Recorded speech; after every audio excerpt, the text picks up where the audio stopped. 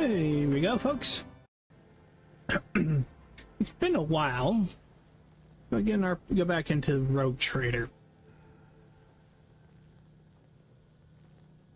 And we'll try like we do with it. Try to do like it says. Good grief, I am sorry about that. Profits, plasma, and poor decisions. That's the goal. As a Rogue Trader. Now, keep in mind, this is still a base game. Lordy, excuse me. With the mic back, I'm not too loud to everybody's ears.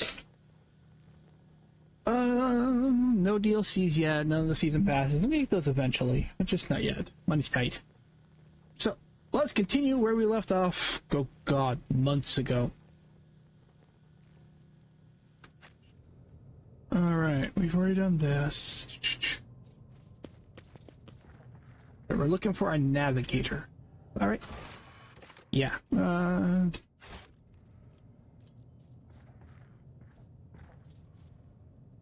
Let's see here. Let us not dawdle.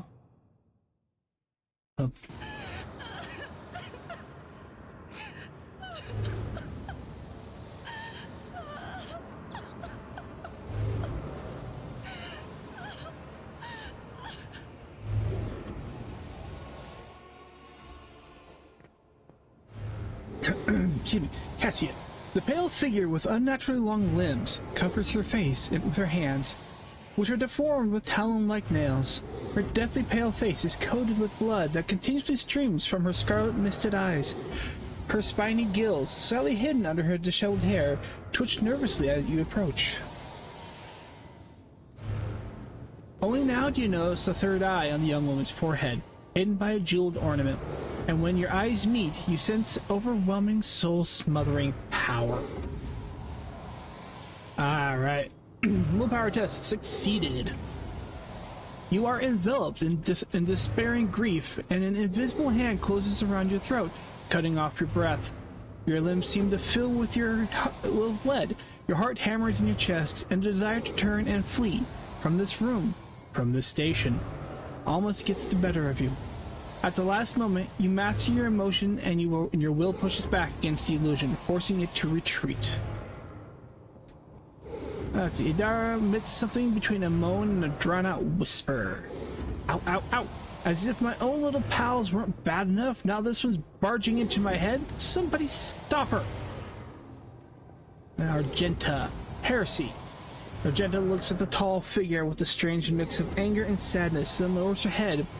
Her white hair veils her face. Let's see what we got.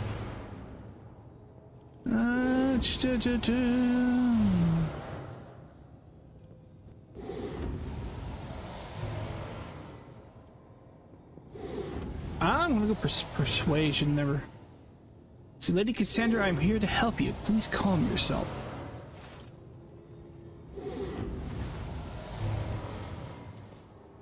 Cassia, persuasion test succeeded.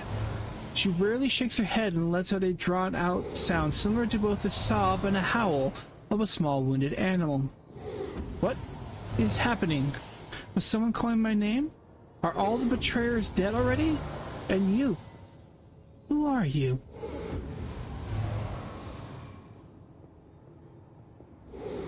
We will pointedly remain silent.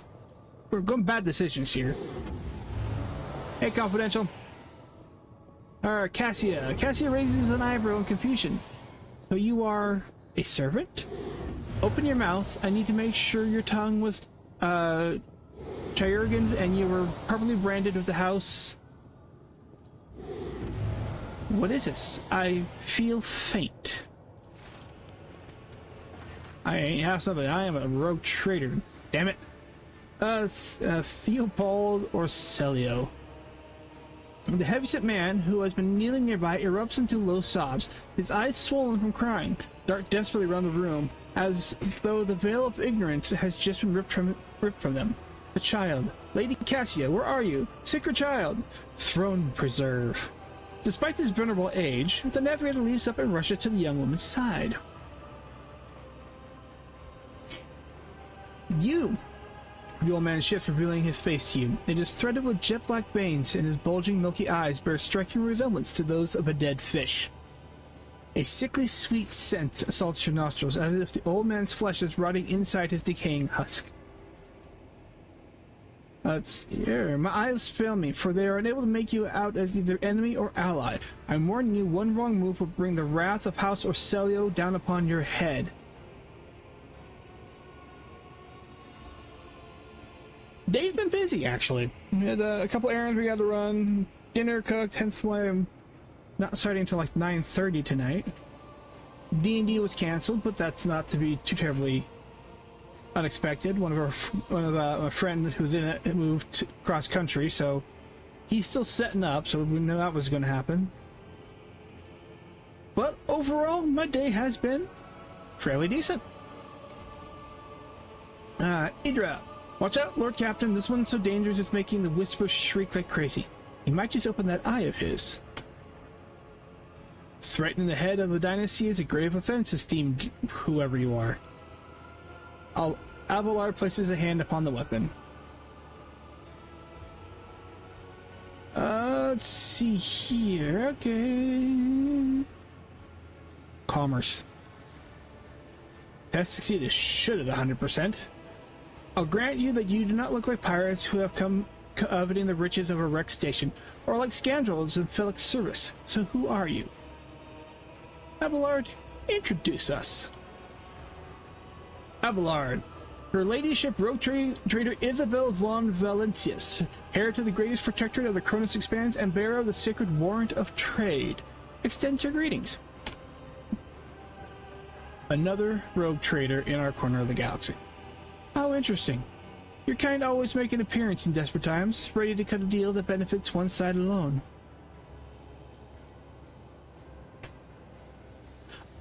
I mean, it did. Part of it didn't help that I actually didn't roll out of bed till 11 o'clock.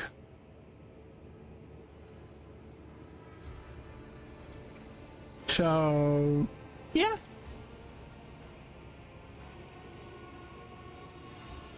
Got up, ate lunch, took care of the errands, came back, relaxed for a bit, cooked dinner, no D&D, which is kind of unfortunate, and now I'm here. So, yeah, really, actually kind of not a bad day. Continue. Given that you have not so far drawn your weapons, your intentions are probably peaceful, and so House Orselio now asks service of you. Save the life of the child in exchange for future cooperation. Do not hurry to answer.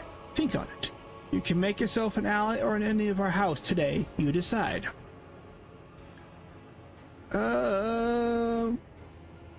What curse has taken hold of everyone in this room?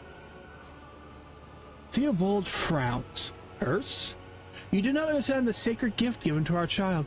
When the child is sad, we all weep. When the child smiles, we all laugh giddily. And if the child wants blood, the world turns crimson. The child's will is the will of the great Tisiphone, for she is the heir of House Orselio. And they call me dangerous with my witchcraft. Or come out under her breath. You look frightening. It's fish. Owlcat in their writing. I love it. It's just almost as good as Larian. The fish-eyed look at your unwavering dignity. You were not supposed to see me, or Felix, or the sacred child. Navigators are highly paid for loyal service to the Imperium according to his will. No one would dare judge the guide to humanity chosen by the galactic sovereign himself. What happened between you and Felix?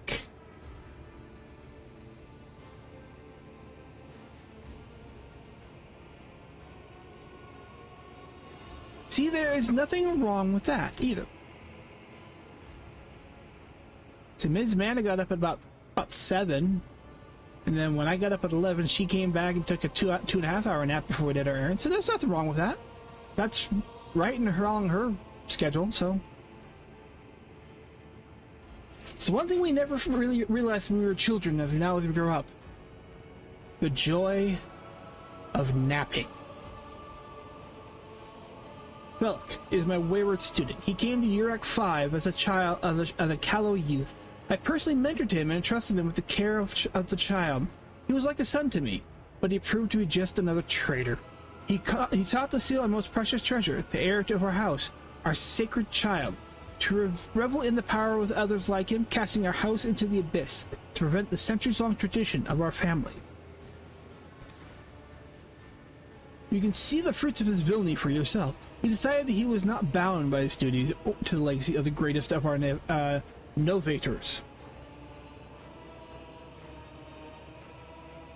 I'm going to have to look that up if that's an actual term in 40k or if they misspelled something. Sisyphon or Celio, who led our house to prosperity for countless years. Foolish boy. The renegades clouded his mind. They sought to seize control of the dynasty before the sacred child would come of age and taken up the Novator's throne. Looks like it's not. Okay.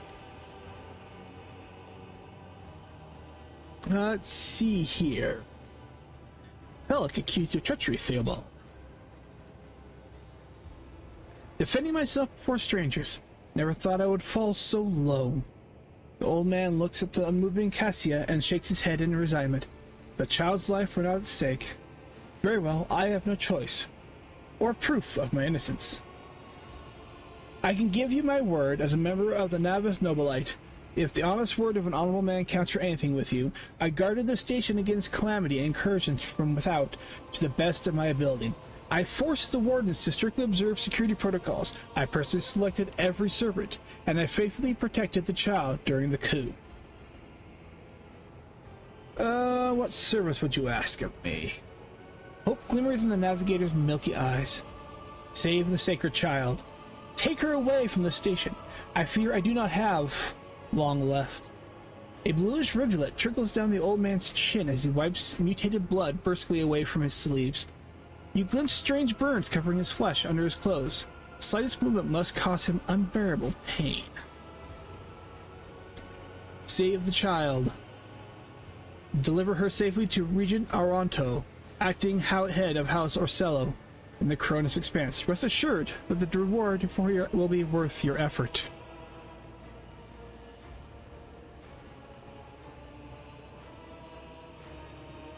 Well, there was an argument, like, God, way back when I was in high school, so this is 20-odd years ago, that educators are trying to actually have elementary school kids start earlier than middle school and high school. Because they found that elementary kids had an easier chance and easier ability to get up early and be functional. And as we got older, it gets harder and harder to get up early. So they tried to posit that children who can get up early and function should be the ones getting up and starting school at 6 o'clock in the morning. And the ones who have a little bit harder time, because one also life, should be allowed to start school at 8 o'clock or whatever time elementary school started. That obviously never went anywhere, but it was an interesting thing back when I was in high school.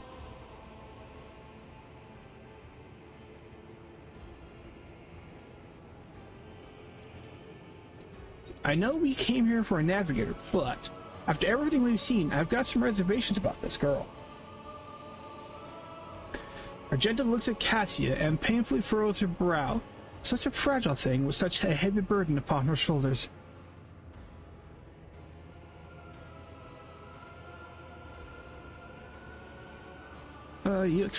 You are talking as you expect to die here. Theobald shrugs indifferently. My service to the house is coming to an end. The wounds Felix inflicted on my flesh will never heal. I am dying. Praise the throne, solely enough to see that the child is taken care of.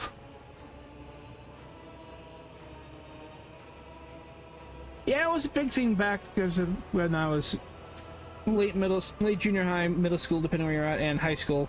Like I said, it didn't go anywhere.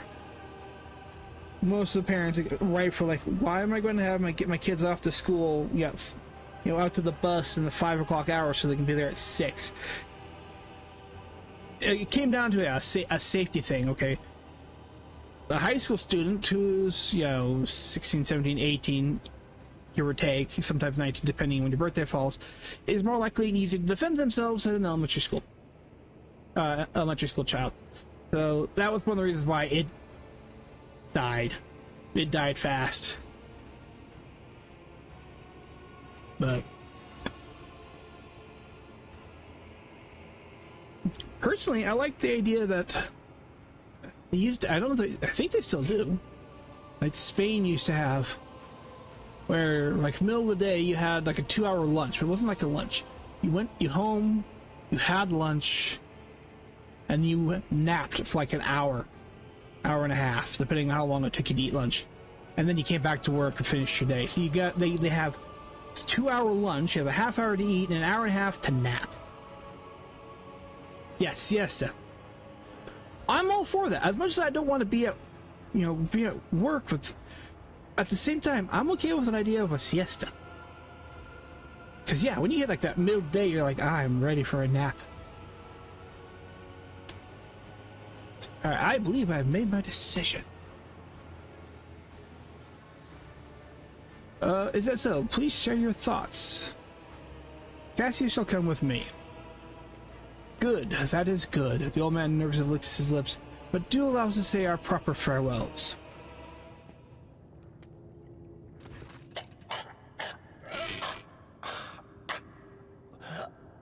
Wake up, my mistress, my sacred child. It is all over now. It is over.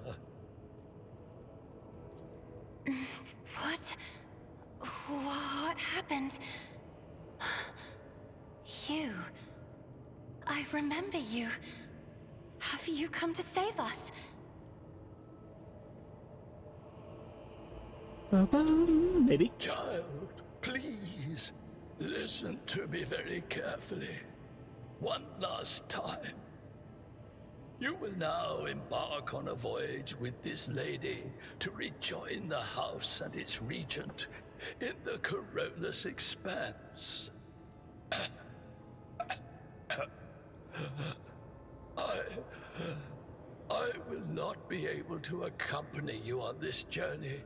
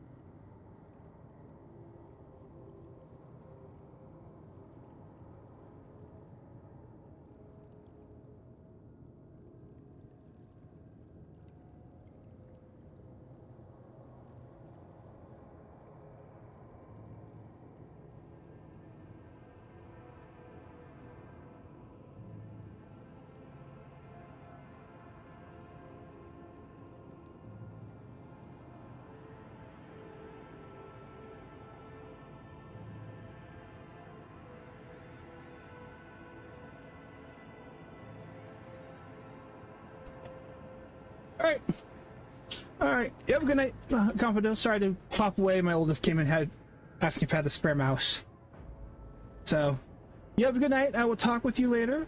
I'm going to try and be on tomorrow, but it's not going to begin until later tomorrow night because tomorrow's my mother-in-law's birthday, and that's where we'll be. Celebrating her birthday. Her 75th birthday. So, Plan to be on tomorrow, but it'll be late. So, you have a good night. I will see you later. And we'll get back into this here. Alright. Before I do that. No, not you too. Don't leave me alone in this violet-brown haze. You're coming with me. Your mistress is giving you an order. Do you hear me? A hot wave of despair that is not yours washes over you. Your palms sweat and your heart freezes in panic. Mistress, I fear this will be your only order that I dare to disobey. I am the keeper of Urak 5, and alas, I have less than a day left in me. Allow me to serve you one last time and honor my final duty to House Orselio. I will remain on the station and destroy the secrets it holds. Oh, Theobald. The crimson tears stain the Lady Navigator's white skin once again, but this time her power does not make everyone weep along with her. We are going to... Forgive the urgency. We're going to do that one. Forgive the urgency. We should leave the station immediately. The systems are unstable and may fail at any moment. But this is my home. Not anymore, it is. Please, child, do not be stubborn. Remember your duty to the house, and let those thoughts bring you strength. What are you going to do to me? Let's see here. I like number 3. Lady Cassia, let us aid one another, become my navigator, and I shall restore you to House Orselio at the earliest opportunity. Do not fear what is to come, child. You are ready to guide any vessel. I know this because I taught you myself. And it is difficult to imagine more worthy company than a rogue trader. But remember, your safety is of paramount importance. Get to the Great Regent and fulfill your destiny. I beg your pardon, but what about my servants? Urak 5 is still full of people loyal to House Orselio. We provide you with every necessity. That just includes servants. All who can be saved will be given succor aboard my ship, and you can secure new servants once we get out of here. I'm going to all can be saved. I know I'm not doing bad decisions right now. I'm about to retitle it. I'm not doing bad decisions. Accompanying a rogue trader on their travels is an honor for any navigator. Let us go. I can no longer bear the sight of the deathly pale shadows that drape the bodies of the fallen. Alright, so now we leave this.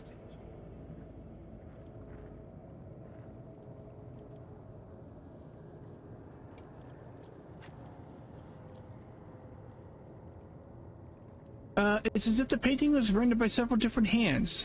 Missed it, but that's okay.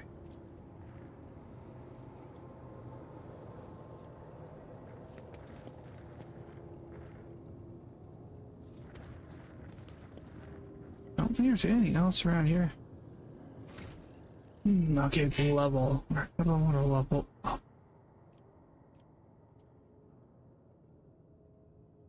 So I was doing more ironclads.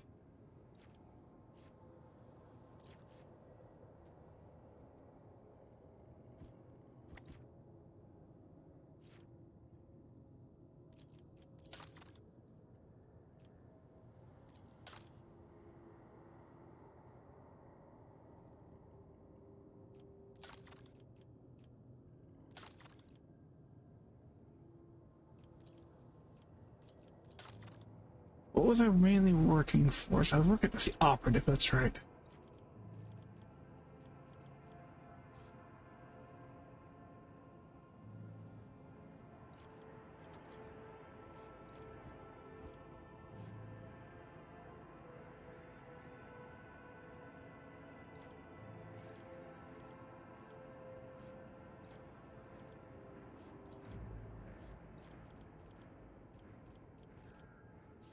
use. Already got Tide of Excellence, instant exposure.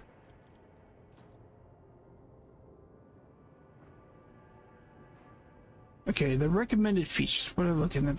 They recommend weak body, weak soul. Exposed weakness, it reduces enemies' toughness and willpower by 12 for a round.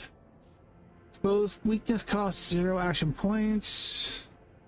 Whenever the operative attacks an enemy that is at full wounds, that attacks deal 13% more damage to the enemy.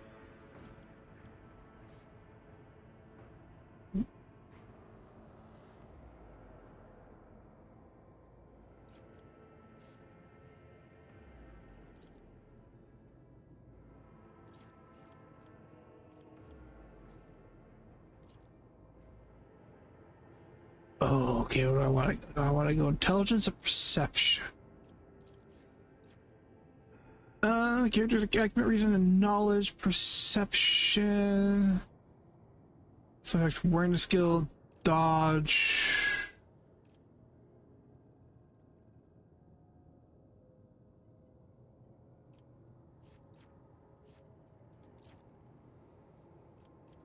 We'll go perception with that one.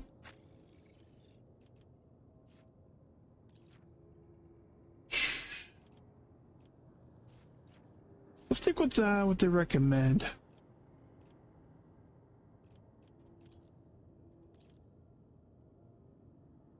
Look to resist negative effects, apply some poison, students to alcohol.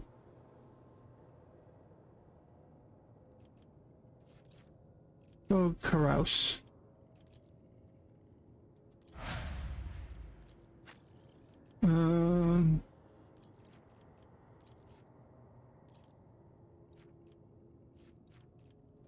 All right.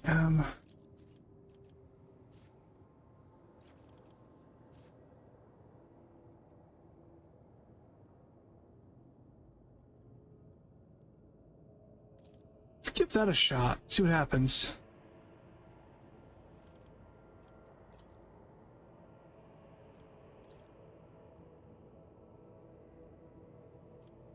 We'll do that as well.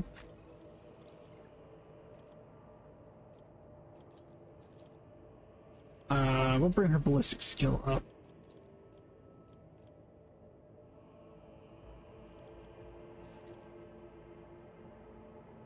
I like that. We'll do the controlled shot. And my navigator.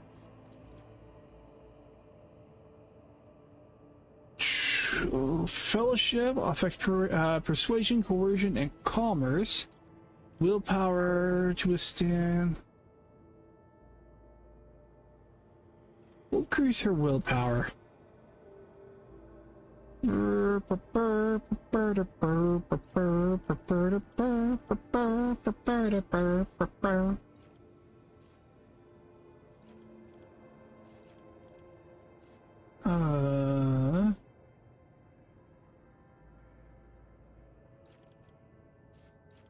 Mastery of time, what's that do?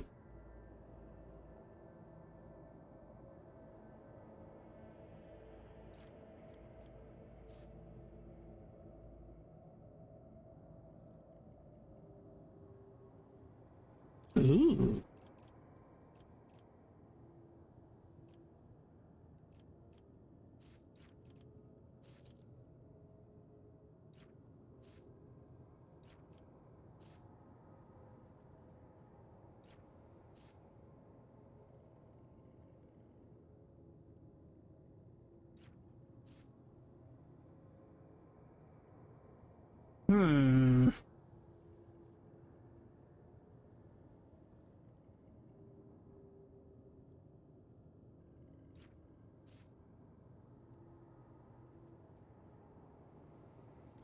Let's do that.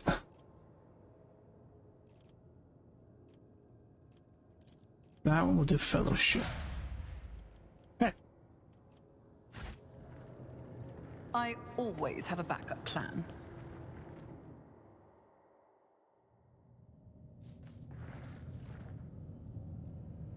To the ship.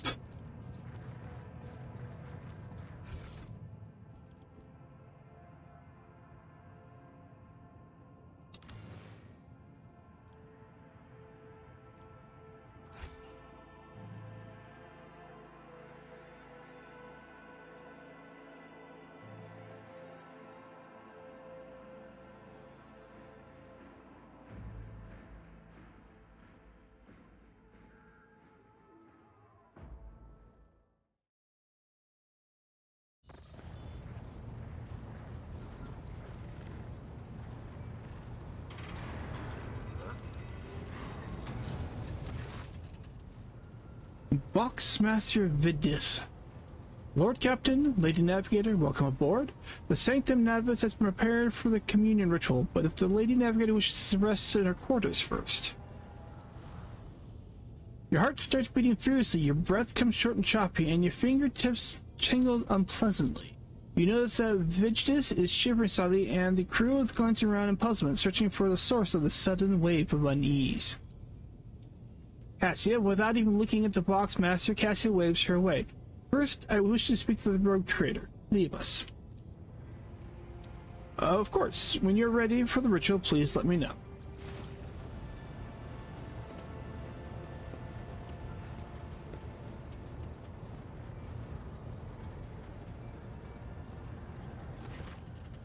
Cassia sweeps her pensive gaze over Vidis, and then lowering her lashes aside, turns to you. Let's see, what do you wish to speak about? Tell me more about the ritual entails. First, you will do your duties, Navigator. All the conversations can wait. I'm a good captain. After a few seconds hesitation, Cassia lets out a small exhale and then raises up her pointed chin. I have not yet thanked you for saving me on the station. My thoughts were clouded with so much mournful ash when Theobald's heart stopped, but you acted honorably and did not exploit me in my wretched position. And for that, I am immeasurably grateful. I am also deeply grateful that you saved my servants, especially my valet. Uwe served on the station for more than 5 years, much longer than any who preceded him. He knows how to properly attend to me during journeys through the Immaterium, and what to serve me for breakfast. His presence envelops me in a cloak of amber. But now, Cassia throws back her shoulders, I am ready to go to the Sanctum Navis and perform the sacred rite. I require brushes, canvas, and the best paints you have on board. On board, but no red. Tell me about the ritual. I doubt the uninitiated could understand the mysteries of navigation, but I shall try to explain the essence of it. I must merge my mind and will with the machine spirits of the ship, so that I can become one with the vessel. Cassie lifts a lock of her hair from the back of her neck, revealing gilded implant ports. After that, I use the House Orcelio ritual, which I am loath to reveal to you, to free my mind of all errant thoughts, and then it is time to open my third eye and peer into the depths of the warp itself. Among the nightmarish visions, mirages, and creatures of the abyss, only the light of the Emperor is the truth that will lead me from star to star, from system to system. Oh, that light! The guiding thread, so fine it can slip from one's grasp at any moment. Cassie unfurls her hand as though dropping something. But you have nothing to worry about. The navigators of House Orcelio never lose their course. Why do you refuse red? Towards a servant standing beside her. Uwe will give his blood before the ritual, as always. Okay, they use some blood.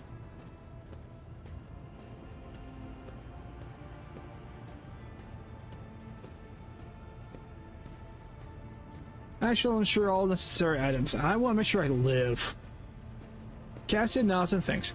I shall take my leave of you for the duration of the rite. I ask that you do not follow me. Few can survive the gaze of my warp eye when it is opened.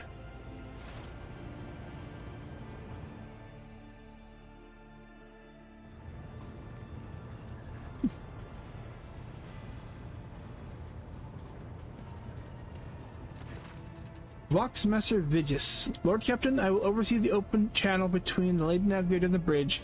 May the Emperor's light help us all.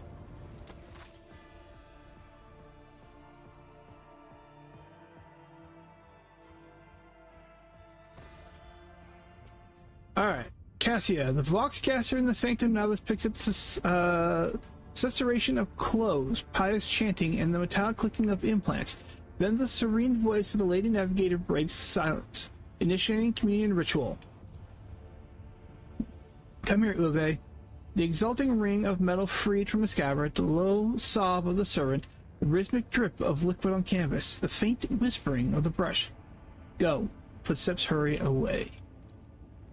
I see violet vortexes lashing an ocean with million flails, and umber shadows spinning over the surface in a fiery dance. A storm rising above foaming waters. Armadas drowning in fog. The path from one end to another cannot be seen. And here, beyond the walls of glass, a daughter forsaken by her father yearns for her brother, and the sun's pale disk goes in tireless pursuit of her. No, of me. Its frozen rays lie that spring is here. The light is deadened. The great ruler is gone. Voxmaster Vigis. Voxmaster recoils at Cassia's words and accidentally snaps one of the cogitator levers. The panel beneath her fingers emits low sparks, and the Voxcaster falls silent. She quickly flips a series of switches and bows guiltily.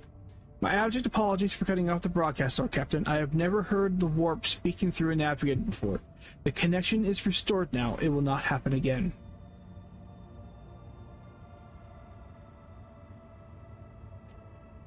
Leave undisturbed. Soul-shrieking screams down on Vox transmissions. The servants in the Sanctum Novus are howling and shrieking like wild beasts, moaning in pain, their throats raw from the strain, and then sudden silence. The dull thud of dropping bodies proclaims their fate. It appears the servants were part of the Lady Navigator's right, as it was for her predecessor. I'll arrange for the bodies to be removed from the Sanctum Navis after the ritual, or what is left of them. Rogue Trader, I fear I have unfortunate news. Endless blackness has spread across the canvas, dividing what should be whole in two, and my sight cannot glimpse the light of the Emperor as clearly as before. I cannot turn around my brush, only draws me onward. The way is blocked. You hear a heavy exhale, rustling fabric and metal clinking. By the Emperor's grace, the ritual was successful. Your vessel's temperament presented a challenge. Its cold steel grip did not allow me to breathe freely even for a second. It was as if the depths of the ship's housed not only machine spirits, but something other. Now I'll retreat to my chambers to recover my strength. Send for me when you have need of me. Lord Captain, congratulations on acquiring a navigator. Please spare me a few moments of your time, as there are several matters that require your attention. First of all, I wish to report that the condition of the station, Urak 5. Had you opted to begin your visit in Rykad's system with a different destination, the station could have become critically unstable. Fortunately, the decision to immediately visit the representative of Navis Nobilite brought us precious time. We can either focus our efforts on disassembling the station and procuring technological components for our own vessel, or attempt to save as many valuables as we can.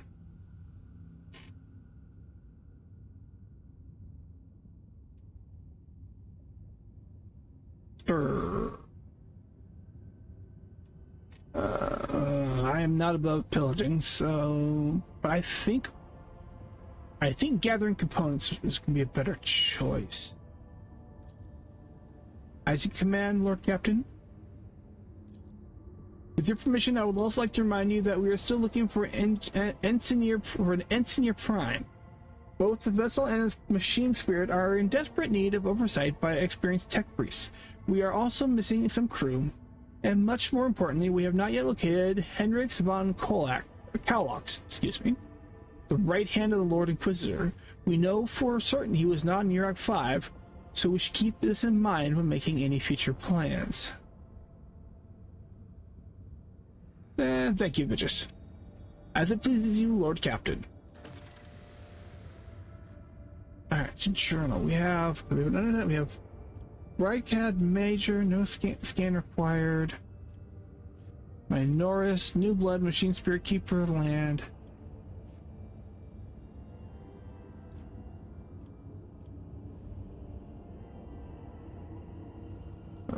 Journal.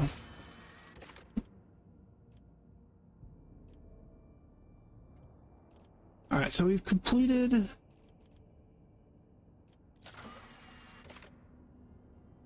Okay, so I gotta go to the planetoid.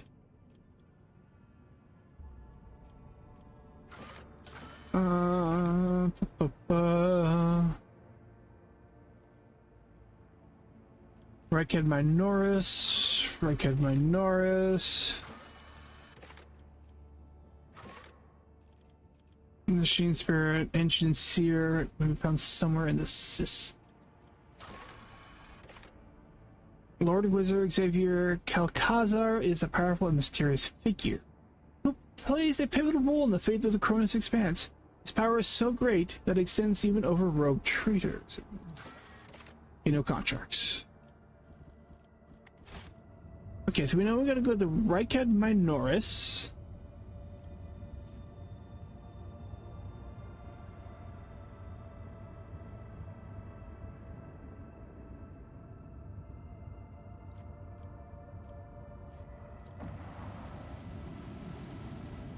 Scan the planet.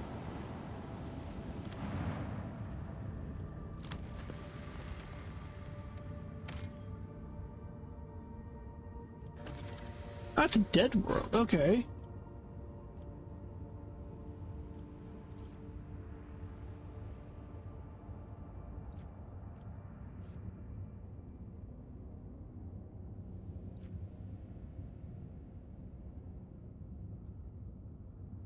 Okay, here we go.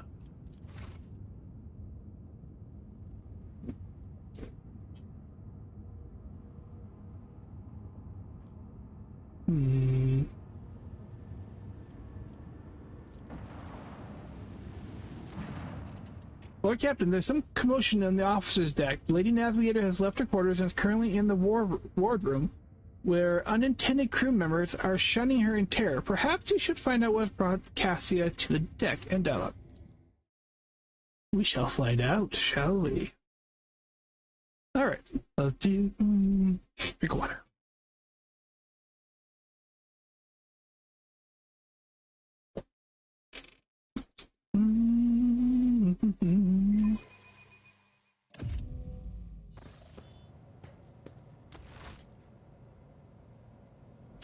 Make sure she's geared up. Lord Captain, my apologies. I did not notice your entrance.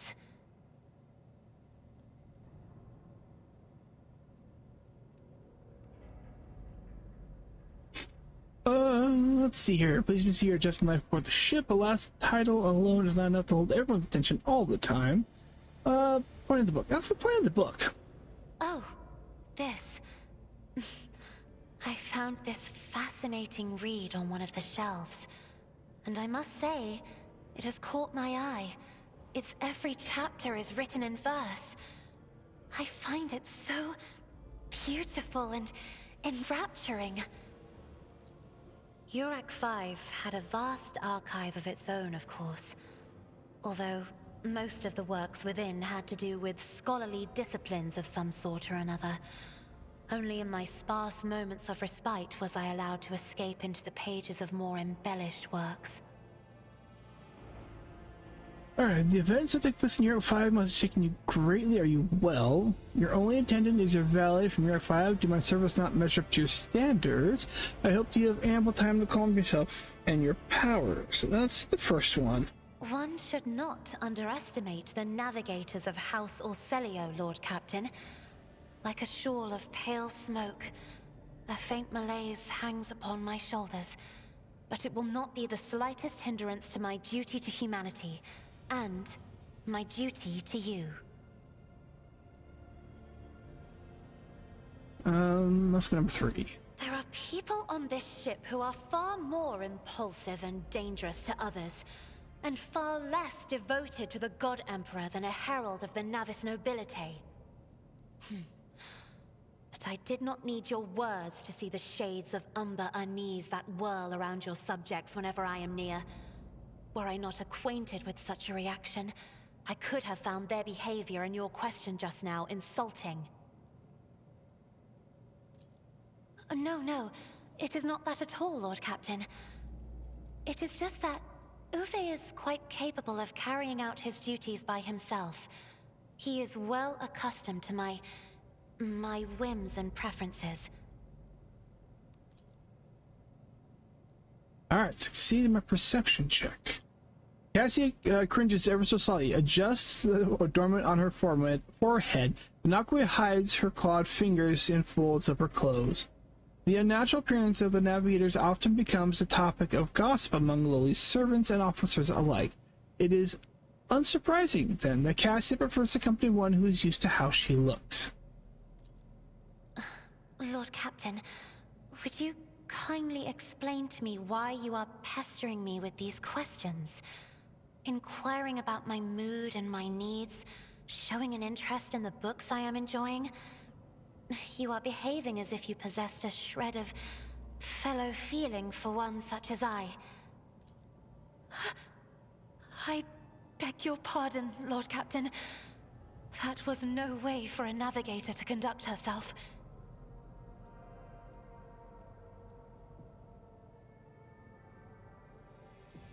You have nothing to apologize for. Human emotions are natural, be good or bad. Quite right. Let's go 1. Please forgive me. I cannot even understand myself right now. Your words and attention have reminded me of life on the station, of Theobald and Felek. I do not understand. They were merely the keepers of Urak 5. So, why do memories of those two make me feel a strange heaviness here? At the same time, I find myself overwhelmed with new excitement and anticipation. At last, I have set foot outside my familiar walls, and into a world that I have only seen before in the pages of books. Your ship alone is a treasure trove of remarkable artifacts and curiosities. And just imagine the things that await beyond, but... My delight must seem childish to you, surely. In your heart, you must be finding all this quite amusing.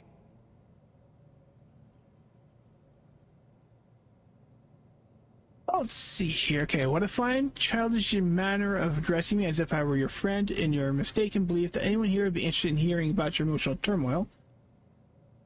Ow. It's 40k. So, still, ow. I understand what you're going through. My own life was turned upside down not too long ago. I am not in the habit of finding amusement at the expense of my people. Just remember to keep your emotions in check. I am afraid I must return to my duties.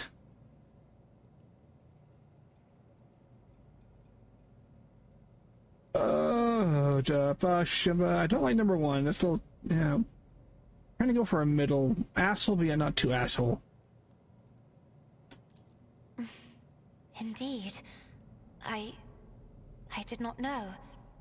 That is to say, I could not have known, as it is the first time we are speaking in a circumstance so private. My word, when I found this place, it was so full of officers. Why did they all leave?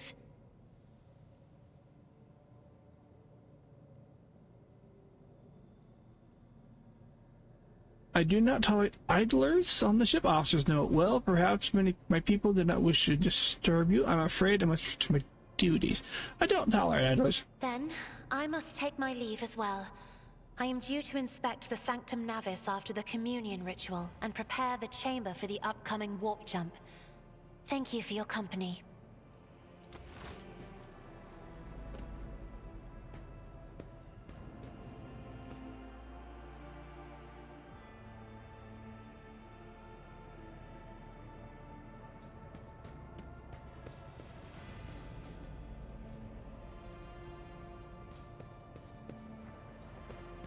Where am I going? There's to the Void Ship Bridge. Excuse me.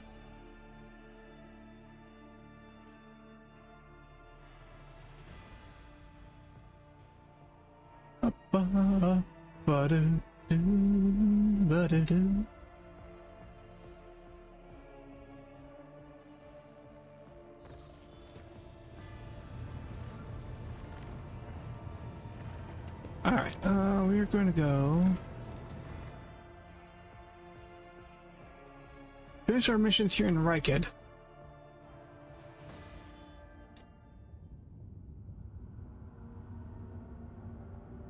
We didn't get very far, did we?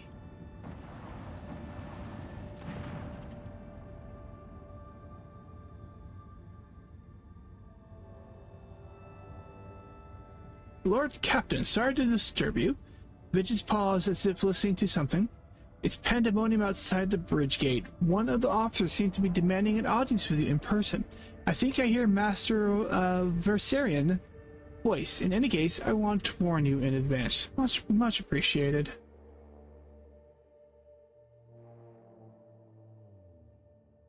put the microphone back a little bit. Hold on, folks. There we go. I don't blow your ears out. No peeking out here.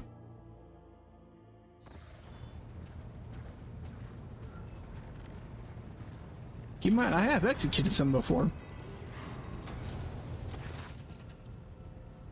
Abelard, the everyday sounds of the bridge are disrupted by voices raised in anger. Abelard's voice loudest of all. This is not the conduct of an officer. These are the antics of a highborn brat out on a lark. Explain yourself, Lieutenant. Avril Vent. The young woman standing before Abelard strives with all her might not to quail under the onslaught of her superior's anger. She falters, but then manages to look him in the eye and say, I apologize, sir, but I must speak to the Lord Captain. Very well, Lieutenant. You may address Lord Captain, not least because I see you've already seen fit to disturb her. Your unauthorized appearance on the bridge and display of belligerence toward a higher-ranking officer will be logged on your personal file without delay. Lord Captain, Lieutenant Avril Vent requesting permission to speak. Vent falls silent, then adds rashly, on a matter of extreme importance and urgency.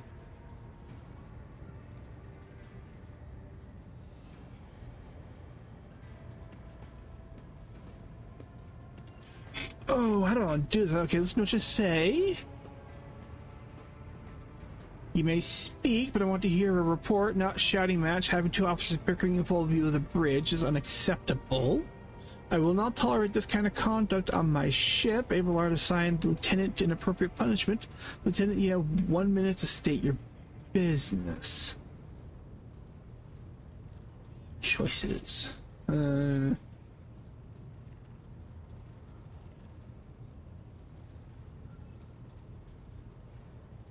Never. Okay. Huh.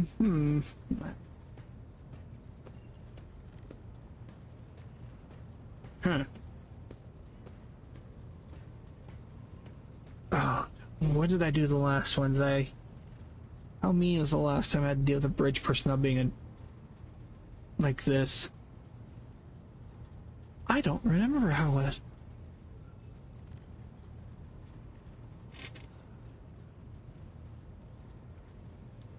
We'll go middle round. I am sorry, Lord Captain. I thought the drastic times call for drastic measures. This matter cannot wait. Any minute now, an assault unit will be dispatched to the lower decks on order to crush the workers' strike by any means necessary. But I'm convinced that this step is unwarranted and that the crisis itself was provoked by the actions of one of the senior officers. Vent is almost trembling with tension as she delivers her speech, her face extremely pale. Abelard, in no hurry to intervene, lets out a skeptical huff. He glances at Sauerback, who is standing not far from him, but she maintains a stony expression. Lord Captain, I urge you to investigate the actions of the essential Versarian and intervene in what's happening on the lower decks, because very soon we'll have mutiny or a massacre on our hands. Vent reels off the last words as though she knows them by heart. She clearly has been preparing to say them for some time. When she is finished, she has cast an anxious glance at Abelard, then to you.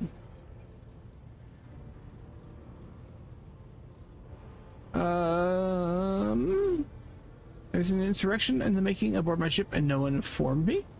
Where does the Seneschal come into all this, and how did this start? We'll start with the first one, I think. I would not deem it a problem worthy of the rogue trader's attention. The lower deck, as it happens, are in revolt. 30-some years ago, we even had revolutionary leaders rise up who dared to establish workers' rules across the entire ship.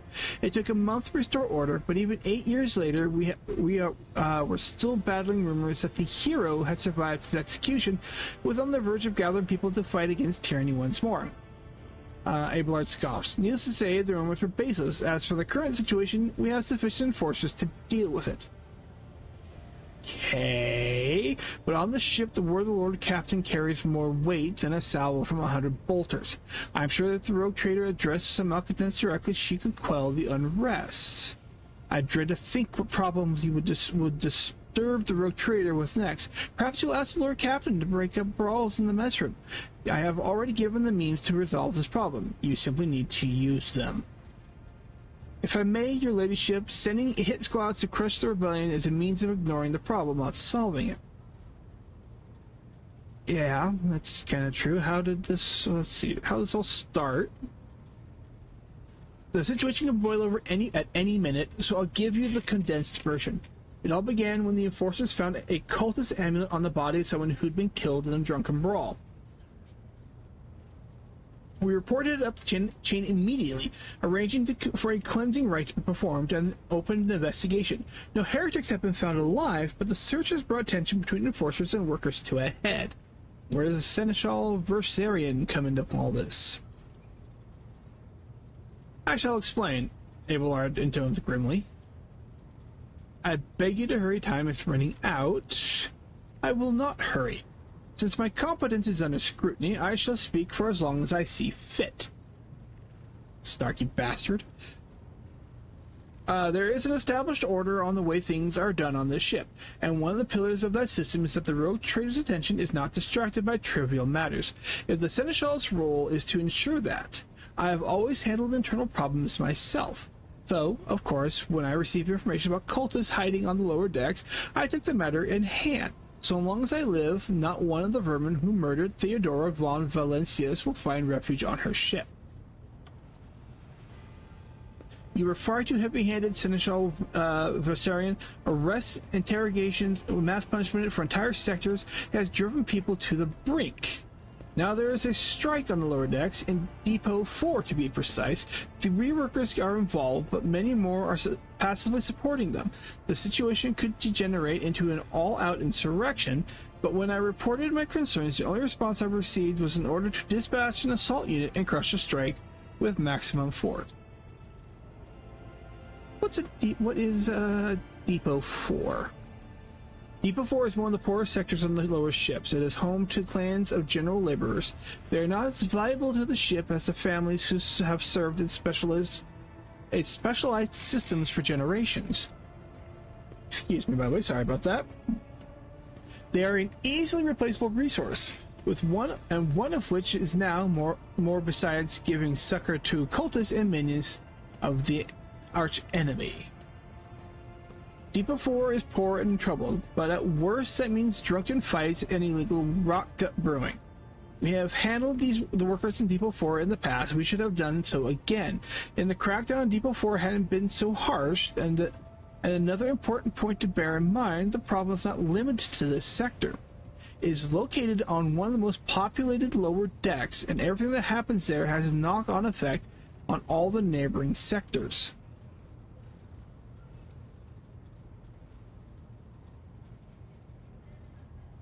Hey, Abelard, what do you guys say about all this? I see no need to add anything. I acted within the remit of my authority, guided exclusively by the best interests by your protectorate and your personal safety. If you wish to confirm the rectitude of my actions for yourself, I have no objections. For my part, I urge the Lord Captain to go down to the lower decks, stop the assault unit, and speak directly to the people. You will see that they are not lying or harboring heretics. That way, you will stop the uprising before it begins. Alright, Master at Arms, what do you guys say? Jocasta Sauerback. Lord Captain, unlike Lieutenant Vent, I respect the chain of command and realize that it is not within my right to challenge my superiors. Sauerback lowers her head in Albert's direction. However, a moment later, a serpentine smile appears on her lips. That being said, while I entirely share Master Versarion's opinion of the fate of Depot 4 deserves, I must note that this insubordination is a direct consequence of practice that he himself has introduced. Mr. Sauerback, I see you have decided to follow the Lieutenant's example. After all, such behavior does you no credit.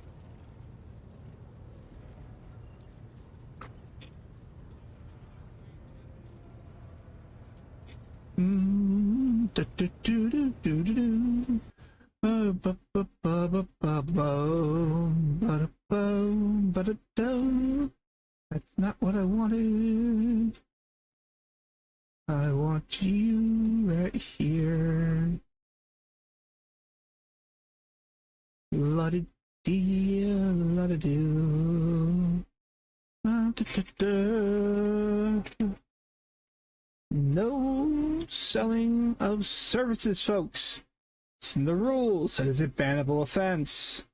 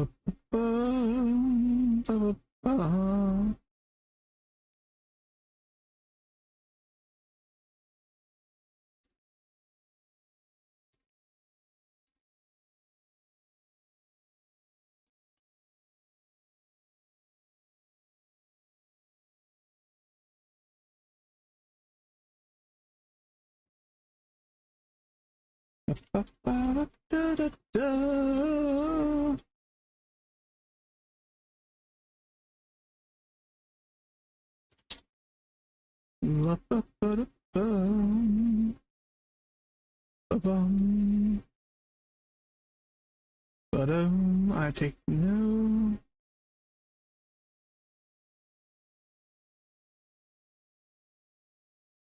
Too bad for some of these.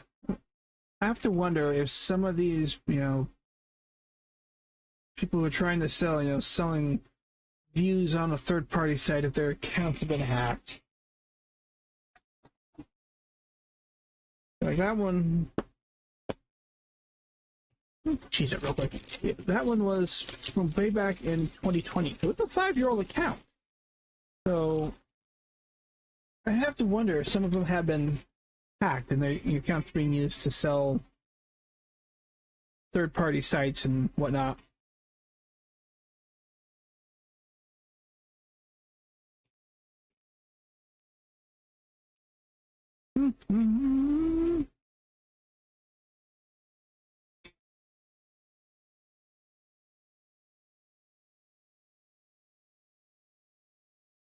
Alright, Starbeck, explain yourself. Nope, I gotta tab back into that. There we go. The ship's regulations state that the Master at Arms is responsible for resolving all matters related to the ship's enforcers. And yet, it is no secret that Seneschal has a tendency to show partiality.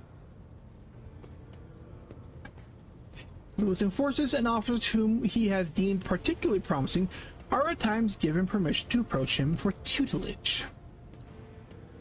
I cannot deny Master Versarian's experience and insight. The Seneschal has a record of fostering students who have indeed achieved much and demonstrated impeccable performance. However, extending such patronage over the head of their immediate supervisor encourages disregard for hierarchy among your ladyship's servants. Today, an enforcer goes to the Seneschal to report an order from the Master at Arms that they happen to disagree with. Tomorrow they will go to the Lord Captain to object to the Seneschal's orders. I notice a pattern in these actions. Mr. Starbeck, can you recall an occasion where I would encourage an officer to disobey their superior, or one where I would overrule the order, or show favoritism to those who merited it? None. None, Seneschal, for there have been no such cases in the entire time I've served aboard the ship. If anyone were to claim otherwise, I would have them pay for insulting your honor with blood. Your conduct in this regard would have always been spotless. Nevertheless, given your imminent position, a simple show of attention on your part is enough to erode the propriety of junior officers, infiltrate their sense of self-importance, and undermine discipline. That you distinguish some of them and know them by name is tantamount to walking around an officer's deck handing out gifts to officers who have caught your eye. It fills those set apart with ambition and audacity, makes them stand out among the rest. Enforcers are meant to be faceless servants, fighters ready to die, their fate entrusted to their commander and no one else. That is the sole foundation of order. Alright. Lieutenant Vent, would you say that the Seneschal has singled you out from your peers in any way? Lord Captain, I swear the Seneschal Versarion has never granted me any privileges, never once advocated for me, nor facilitated my promotions, although he is the man who convinced me to become an officer in the first place. He has offered me extensive guidance in my service, for which I am grateful to him. And while not all my fellows receive such attention, I know of at least a dozen fine officers whom the Seneschal keeps in his sights to ensure that they continue to strive. To prepare new generations of the dynasty's servants is to instruct them and to separate those with potential from those who have exhausted it.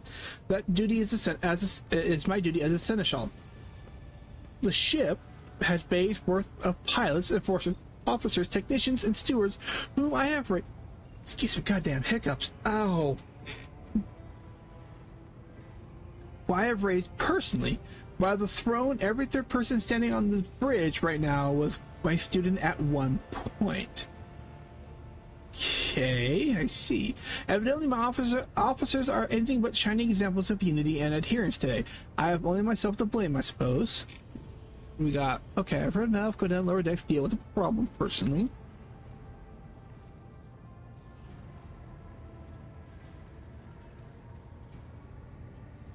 I am certain the Seneschal is acting within his authority, but I will verify the soundness of his decisions myself. This matter is not worth the rogue trader's time. Leave the bridge and don't ever disturb me again. See, well, I don't think that's the best answer.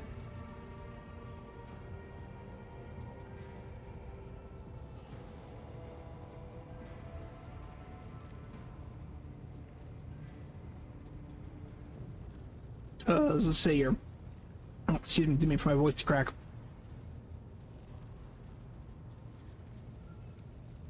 Going down the lower decks to deal with the problem personally can show that I care,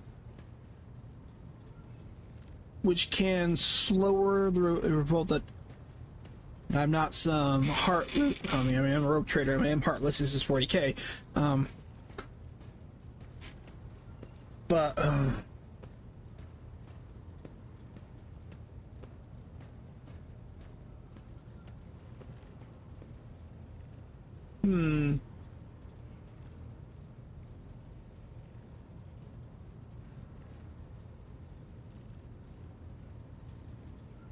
But this could bite me in the ass later.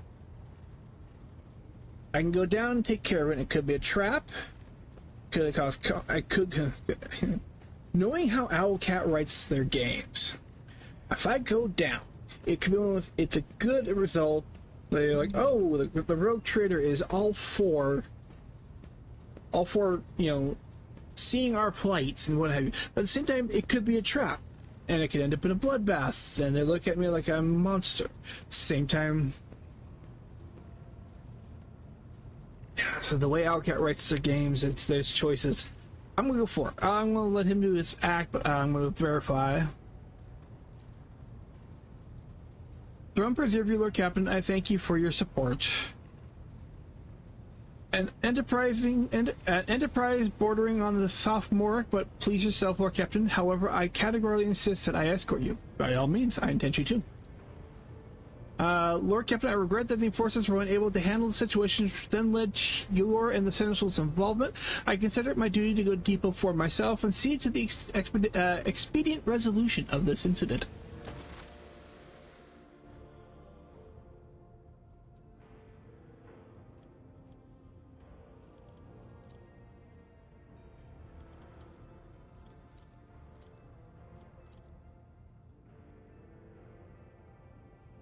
Sounds like that's what I got. Alright.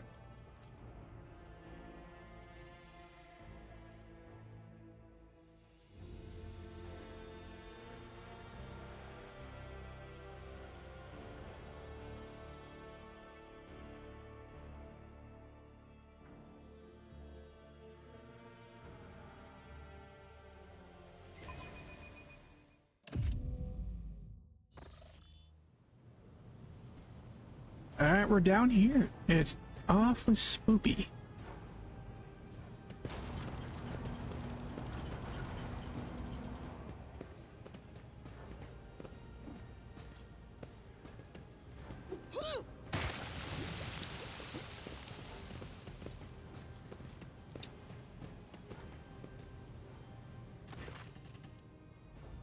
Abelard reflexively wipes the sweat from his brow and startlingly human gesture and a telling one.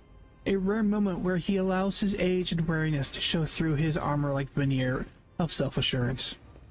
Lower decks are source of endless problems. Sometimes I daily regret that we cannot replace all the locals with servitors.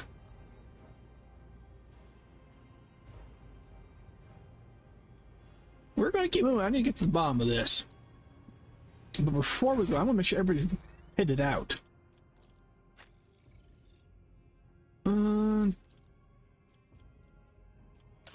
You have your staff and a bolter. Armor.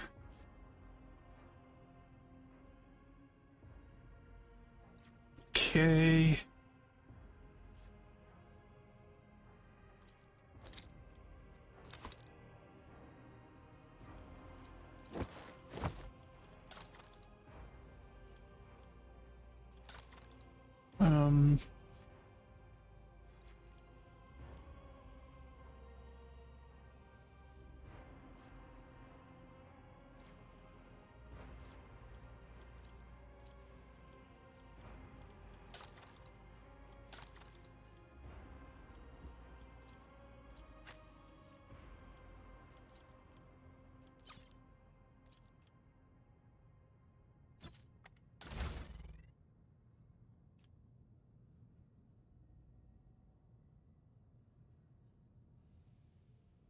Oh yeah, I forgot to upgrade the ship.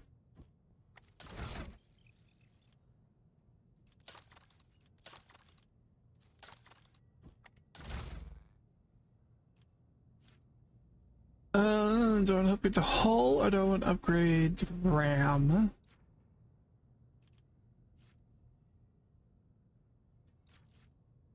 It's just hull integrity.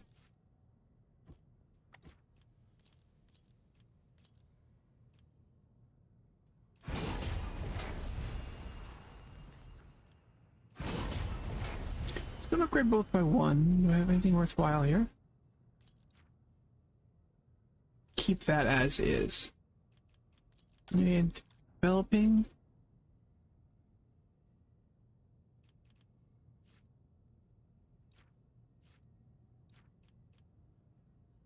Not ranked 2 yet, okay.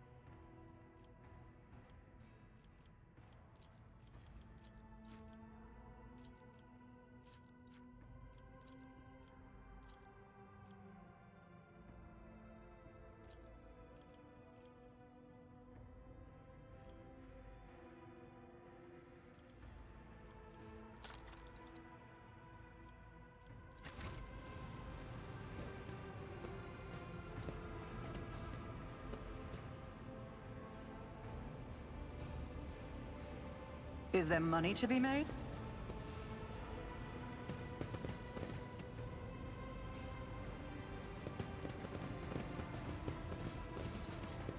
I still do not see our purpose in coming here.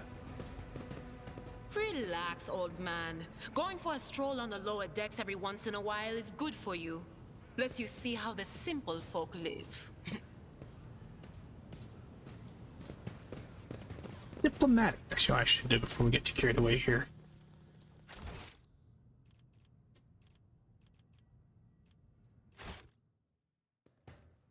Let's see if there's quick save. I always keep my options open.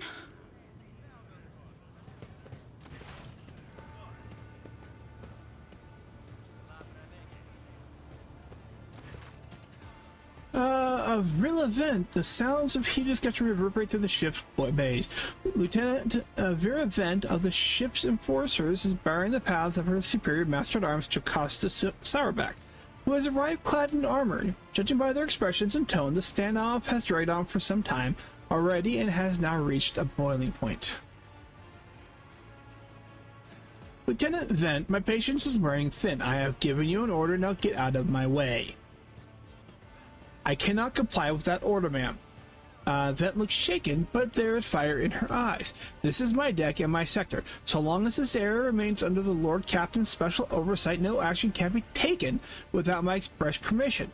There are only 3 people who are authorized to make me stand down. The first officer, the rogue trader, and the Emperor himself. So not all of my lessons fall on deaf ears. Abelard mutters in a crabby approval. He does not clarify whether he means Vent, Sourback, looming over, or both. Your ladyship, noticing you, the 2 officers snap to attention and salute the subordinates following suit in a moment later. Let's see here. What is the situation? We encountered some locals on our way here. Their conduct was outrageous. They even tried to throw things at us. Want to speak with the strikers? Give the assault unit permission to open fire. They will crush. I want to speak with them. I want to see what's going to happen.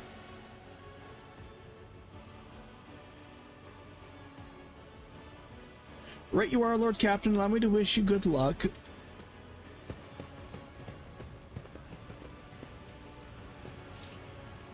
Okay, where are they?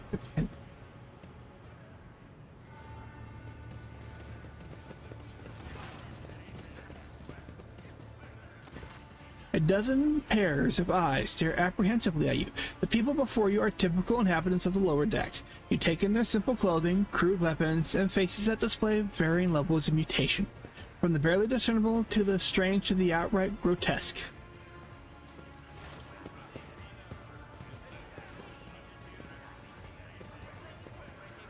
Okay, children free. Alright. A whisper passes through the crowd, and you detect a mixture of fear, astonishment, and joy in their reactions. Finally, 3 people break away from the crowd, an elderly woman and 2 men. They must be the leaders. They bow clumsily before you. Lord Captain, you have come down to us. Alright, why are you striking? Striking? That's news to us, your ladyship, says the tall, thin man in worker's garb. All we're doing is asking questions, saying what we think. Old Nan, shut up, Rivet, snaps a woman who turns her hostile dark eyes on you. Here's the deal, your ladyship. Your damned enforcers are all over us down here. They say they're looking for cultists. One wrong word and they're reaching it for the Bretons. They want to punish someone. They turn off the heating of the whole base for weeks at a time. So we get sick and freeze. In my clan, 2 little ones died from inflammation in their lungs, all because of those enforcers. The old woman spits on the floor and rubs the spittle with her toe in her worn-out shoe. Argenta does not interrupt the workers, but you see the sadness well in her eyes when the children's deaths are mentioned. She quietly whispers a requiem prayer and makes a sign over herself. The fact of the Sistros battle has got more empathy.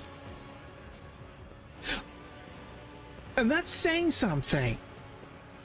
Yes, this is the grim dark, but damn! She's a sister of battle. Hard, cruel women, and she's the one who's got empathy? Holy crap. Alright, it's all true. Vent is the only enforcer officer who stood up for us.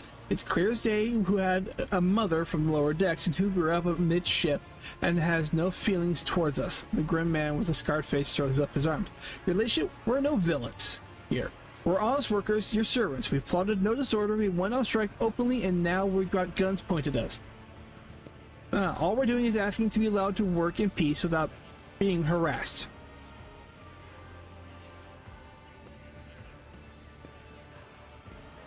Let's see here. Okay, the prosecutor started apropos of nothing you say. I was told that one of you was found with possession of a cultist amulet and that there were heretics hiding here. Abelard, do you have anything to add? We were attacked on the way here. How do you explain that? Here's the explanation for you. The people have been pushed to their limit, and now they're lashing out. As if we don't know why these top-deck units are being sent down here, like the one there that the lieutenant won't let pass. Our clans are all inside the base that's been sealed off, but the lower decks are big. I'm sure there are people who've had just about enough. We're getting it from all sides. The soldiers have encircled the ones who've risen up. A death squad has just arrived. It's no wonder folks are lashing out. Alright, Warriors test succeeded. The words seem sincere to you. The body language and the glances traded between them revealed that news of the attack has shocked them. I was told this. A cultist amulet? What's that? The gewgaw they found on the dead drunkard? If it was something evil or forbidden, we sure didn't know. The enforcers just said they were looking for heretics among us, and anyone obstructing their investigation will be punished. But how could there be heretics here? We know our own people. There have been no new faces around. Definitely not. And if there were, we'd be the first to report them. As for this amulet, or whatever it is, they took it off a dead body. There are no cultists still breathing in our sector, that's for sure. But when that fight broke out, some enterprising folks looted the bodies. The boots they came back with, nobody ever tried these decks and boots so fine. I can tell you that. It seems to me these cultists have better commanders than us. Touché. Oh yeah, those boots were really fine, and there was no harm in taking them, right? As for the amulet, it must have been pocketed by someone who didn't know any better. We don't need any amulets around here. We all worship the Emperor, and when working, we bow down before the machine spirits of the large and small transformers and the servo motor, the same way my grandfather was taught 100 years ago by a tech priest who came calling. Believe us, your ladyship, we are people of faith.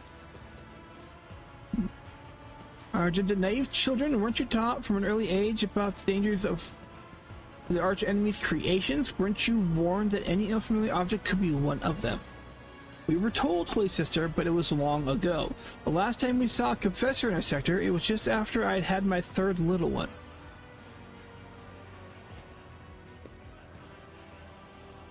So, a good almost 40 years?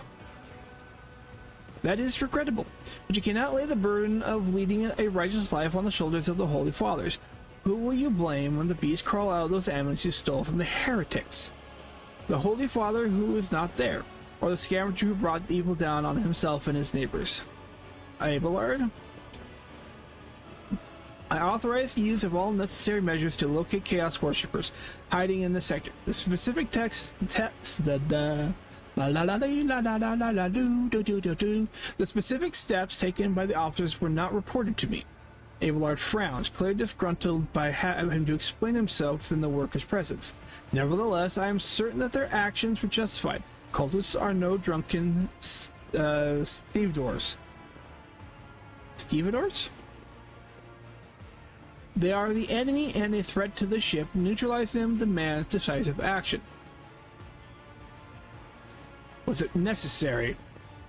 The rabble understands only one language, Lord Captain, and that of violence. As per regulations, should the laborers persist in their unwillingness to cooperate, the next step is limiting their air supply and cutting off water, which is almost certain to restore order. The peasants can grumble all they want, but in the end, they are the source of their own misery, and all they have to do is bow their heads and fall in line, and the need for punitive measures will disappear. Alright. Would you look at this? The exalted Lord Captain himself is asking us, Bilgerats, what we want. Well, here's what. We want you to rein in your damn enforcers, to quit turning off the heat and stop battering everyone that moves.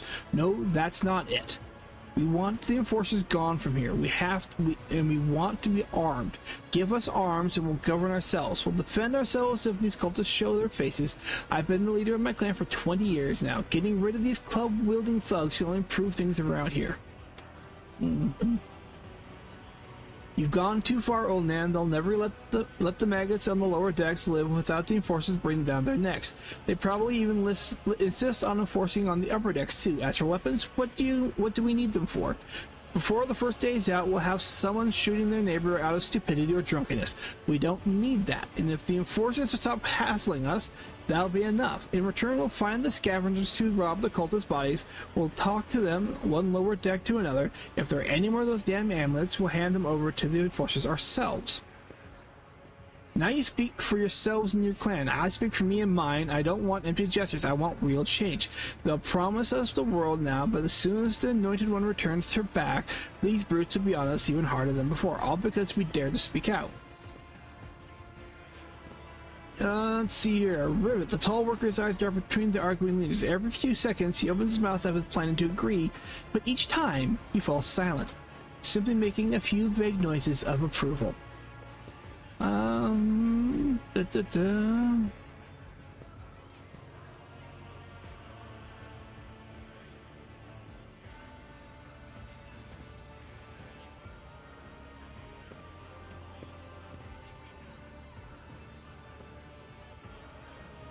Thoughts, Abelard?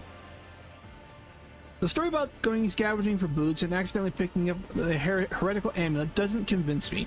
These people were moments away from rebelling and possibly becoming minions of the arch-enemy.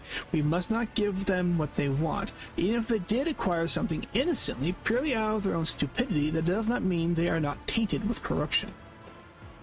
What begins with a petty thievery can turn into a far graver problem. I have seen it before. In my second war, there was a sergeant of the Imperial Guard regiment that was stationed nearby. The sergeant took an ordinary pocket knife from the body of a heretic, and his whole unit lost their lives for it. When they finally managed to break into the barracks, they found not a single survivor. Only the pocket knife, which had grown through all the rows of beds like metal choking vines. So when it comes to scavengers, malcontents, strikers, or whatever, they'll turn into next. My verdict is simple: give them no quarter. Master Arms? Give the rabble the rocks and they'll take an aggro roll, Lord Captain. They only understand brute force and will interpret any concession as a sign of weakness. Giving them weapons and recalling the enforcers would be folly. It would only be a matter of time before we have a full-scale mutiny on our hands. And I kind of agree with her on that. Okay. I think I'm going to do this one. I'm going to do coercion. Spray to Anakin on the ship is the first step towards embracing chaos. Putting weapons into untrained hands would be even worse. What's more, the enforcers are needed to maintain oversight and order. Withdraw those demands and we will consider the rest. Coerced Rivet, that's good to know. The tall worker, called Rivet, shrugs and casts a sidelong look at the old man. Old man, listen. Listen. Lord Captain herself has come down to us and is offering concessions. I don't know a single person in the whole Depot 4 who's ever stood next to the rogue traitor, let alone talk to them. Back down. Now's not the time for you to be a stubborn old crone.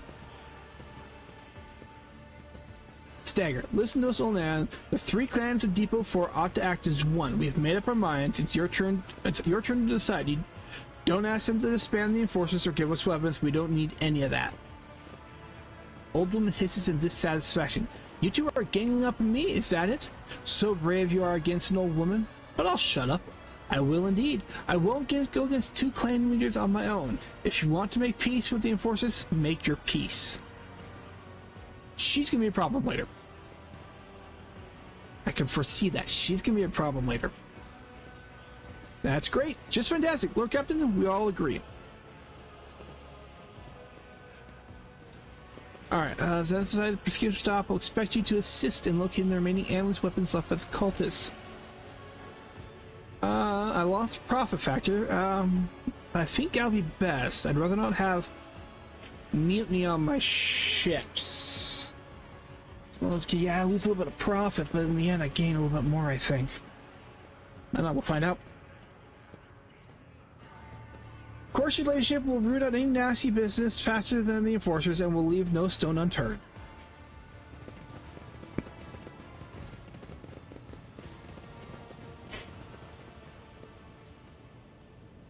Alright. Now what? I'm gonna go back to my...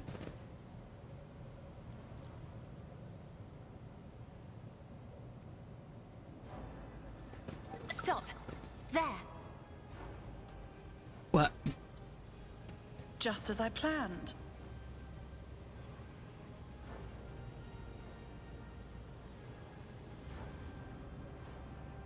Keep your wits about you. Well, we'll explore here.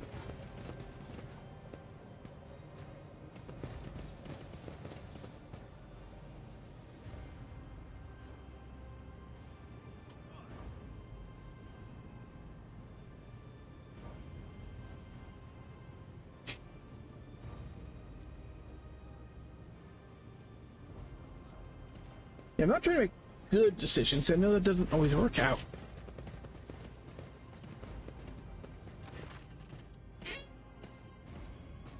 Let's see. Abelard, stop and unexpected. Abelard imperiously dismisses the unit to stand a distance and addresses you, your other companion, saying, "I have an urgent matter to discuss with the Lord Captain. Please give us a moment." All right. Albert looks at you. His last message of restraint vanishes. Well, are you pleased with your investigation, Lord Captain? You kowtowed to the disloyal rabble, you believed their lies and showed them leniency. Next time a ship is attacked by cultists, that rabble will welcome them with open arms and allow them to wreak whatever havoc they like, because they see you as a weak leader. Is that how you see your future at the helm of the Von Valencia's Protectorate?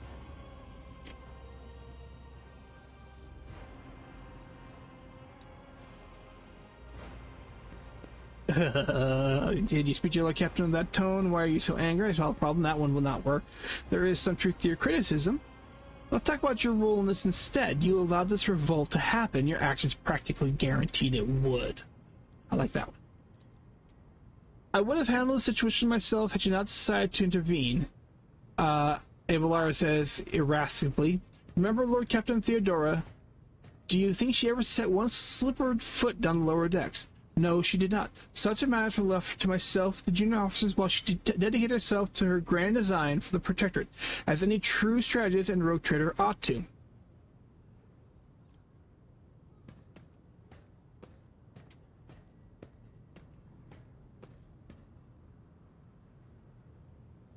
I would be only too willing to trust my seneschal and not fill my head with such matters, but the situation had spiraled out of your control. Oof.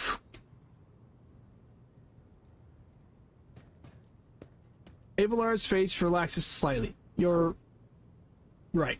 At least this concerns junior officers making complaints directly to you. And Abelard stands straight in at attention. I lost my temper, Lord Captain, and I believe I ought to explain myself. You do that. Abelard speaks slowly, the words not coming easily to him. The prosperity of the Von Valencia's Protectorate is not just an empty phrase to me. I left the Imperial Navy for the chance to see it flourish. It was the most momentous decision of my life. I did it because I saw in Lord Captain Theodora's deeds a sign of true greatness. Rogue traders do not simply forge new routes and capture worlds. They create order out of anarchy. They create the creative impulse that was entirely lacking during my time in the military. So I left behind everything I had known, everything my family had known. I come from a long line of officers. I embarked upon this incredibly reckless venture. Lord Captain Theodora entrusted me with all the concerns she had no time for. She would go off on her flagship for long periods to distant frontiers, on scouting voyages, and the advancements of the entire Protectorate rested on my shoulders. And then, suddenly, everything that had been built over years and years, to quake, rattling like flimsy hanger on a seismically active world. One of the senior officers betrayed us, the rogue trader was killed, and who knows what is happening on the planets. I tell you this honestly, without fear of appearing weak. All this has come to as a grievous blow to me. I'm not panicking or grieving because I cannot allow myself to panic or grieve. I am duty-bound to aid the new rogue trader, to aid you. To find your footing as quickly as possible, and to do that I must insulate you from problems that in the past have dealt with by tried and tested procedures set out in the ship's regulations. Procedures that were established long ago and have functioned smoothly for decades cannot suddenly be deemed excess to requirements. Let's see. Theodora trusted in established procedures, and she died. I won't make the same mistake. If you want to keep building the future of the Von Valencia's Protectorate with me, stop living in the past. To understand what you need to learn how to respect me as Lord Captain and Rogue Trader. Accept it and start living in the new world, a world where Theodore is gone and where you have to make, you and I have new decisions to make. The prosperity of the Von Valencia's protectorate is just as important to me. You are the only person who has comprehensive knowledge of how things are run in the ship. I think in the future I will follow your recommendations. I value what Theodora created, and I trust that this situation is an aberration in the ship's otherwise smooth operation. Since the established procedures are working, I see no reason to change them. I have seen plenty of sentiment and hand-wringing in recent days, but very little competence. I have no plans to rely on your judgment or your tried and tested procedures in the future. Kind of like 4. Abelard dips his head in a sign of assent. The shadow of an incredible strain, which Evelyn had been wearing on him for some time, finally lifts from his face. I am glad you see the value in the foundation laid down by your illustrious predecessor. Why fix what isn't broken? As for me, I shall endeavor not to cause you any further consternation, Lord Captain. And now please let us leave lower decks. If the Rogue Trader desires to stretch your legs, there are far more suitable places.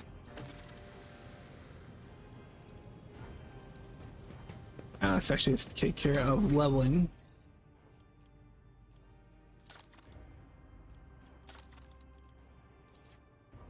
La-da-dee, la-da-doo. What do we got? Point analysis does what?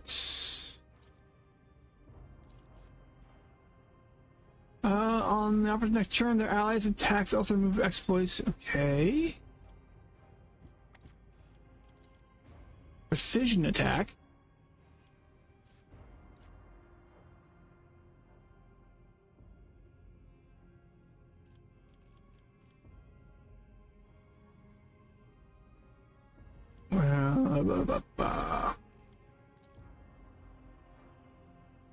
Tech use or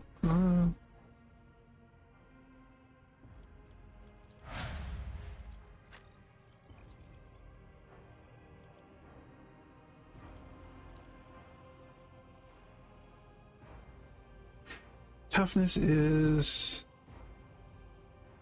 We'll go toughness. I want you to be a little more...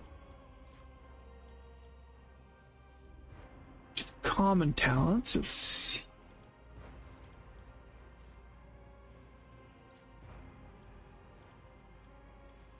What do I want to level him up with?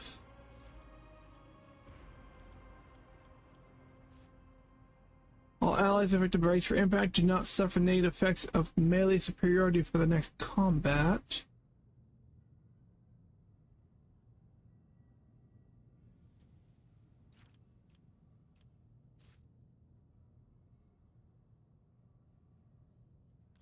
What about that?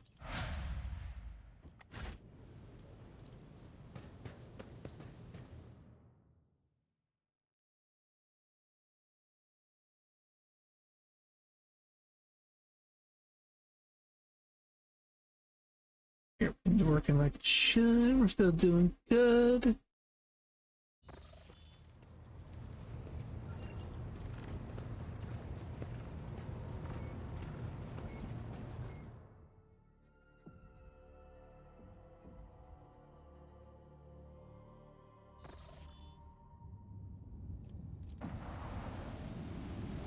I want to hit the unidentified void ship. Master Helmsman Revor. Vox struggles with life, and Master Helmsman Revor addresses you. What we have here, Lord Captain. It's not very noticeable, but there's a void ship sitting in the local asteroid field. I'm sure it's quiet, like it's huddled there on purpose. It's not like I'm surprised. The thing is more scrap heap than ship at this point. Somebody sure went to town on it. We're registering critical damage to the hull and depressurization of several compartments. Oh, there's an incoming transmission now, too. There is. Of course there is. Ragged Voyager. Hear us? The Vox transmission hisses and abruptly cuts to static. Do not require assistance. Repeat, do not require assistance. Copy. The Vox relays different ways. Keep following the passers-by. Once a Emperor protects. Lord Captain, I am told our augurs cannot determine the allegiance of the vessel. To be brief, there's an unidentified and badly damaged vessel within an asteroid field near the Raikadi Phila colony that is refusing help, which, not to put too fine a point on it, has not yet been offered to them. Let's identify.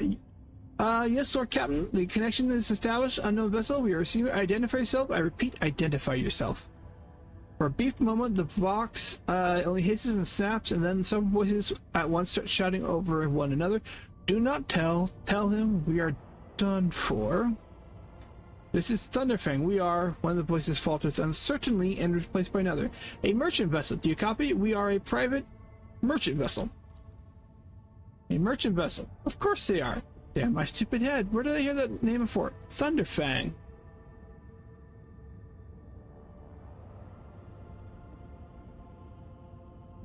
It's a damage report. Telemetry shows multiple hull breaches, and most likely caused by the guns of a combat ship. Several compartments are leaking air. The bridge has been almost completely obliterated. Two of the engines are critically damaged. Someone gave them a thrashing so solid they barely managed to limp away. Why can we not you can make out a hoarse and furious whispering even over the crackling of the static. Why? I don't know. What if? Certainly not. The whispering dies and a clear, youthful voice cuts through the static. Our vessel is badly damaged. Damage is preventing the correct identification. We assure you. Merchant vessel. Thunderfang does not require aid. That's down what happened to you. The Vox responded by bursting into a cacophony of sounds, words, and emotions. Someone chuckles bitterly, another swears with some foul expletives, and yet another hisses, fiercely demanding that the others shut up. You managed to make out a little from all the noise. We were just flying, minding our business, straight out of the blue, and miracle we could get away, ever protect, and then more fire. Who? Void only knows. Roasted our tail, bombed everything. Our folks are left without help. We need to get to them. Alright, where do I want to go? Thunderfang, stop playing games and explain again what your business is here. And this time, I highly recommend the truth.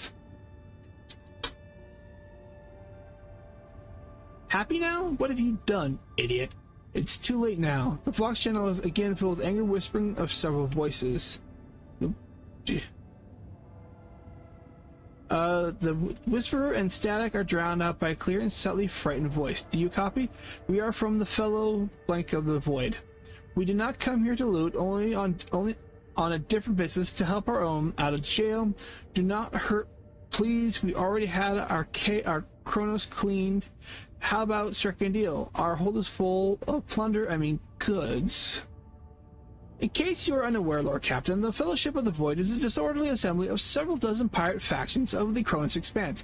They consider themselves above regular heretics solely because they sometimes have Vox communications with those whom they are about to board. Were it up to me, I would make them eat salvo from the mackerel cannon to shake the scum from the decks. They certainly deserve it. High Factorum Janvis Dunrock. The honeyed voice of the High Factorum interrupts the transmission with a polite, I would wait on destroying the vessel if I were you. Although the moral aspects of their livelihood do cause some awkward questions, the Fellowship of the Void remains a major supplier of goods to the local market.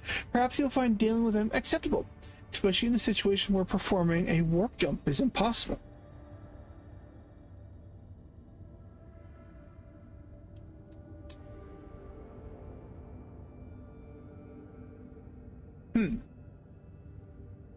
Blow up? Or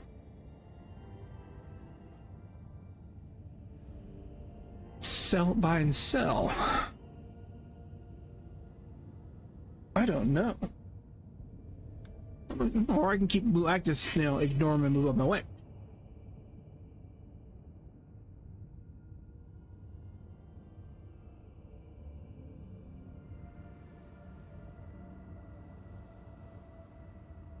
I don't know.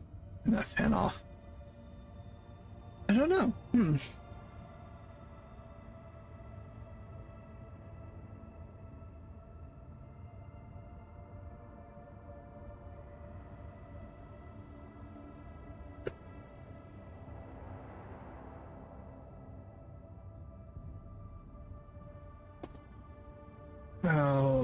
can see her. I mean,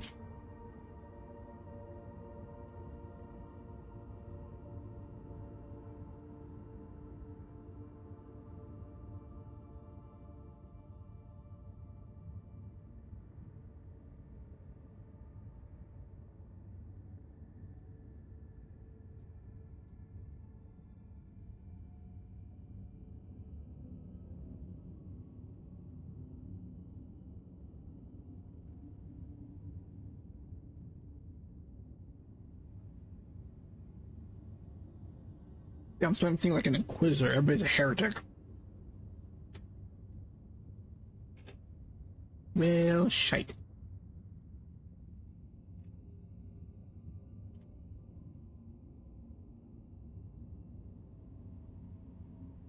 Let's shop.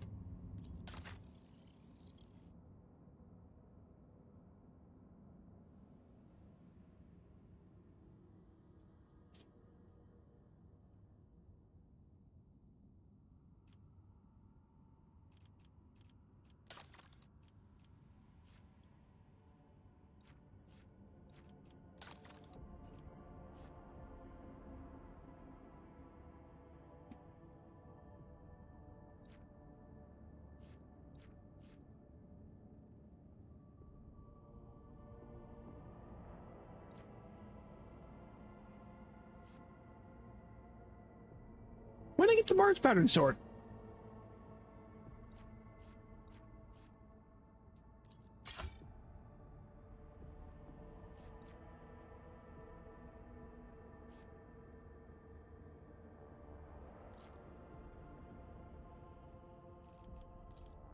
Um.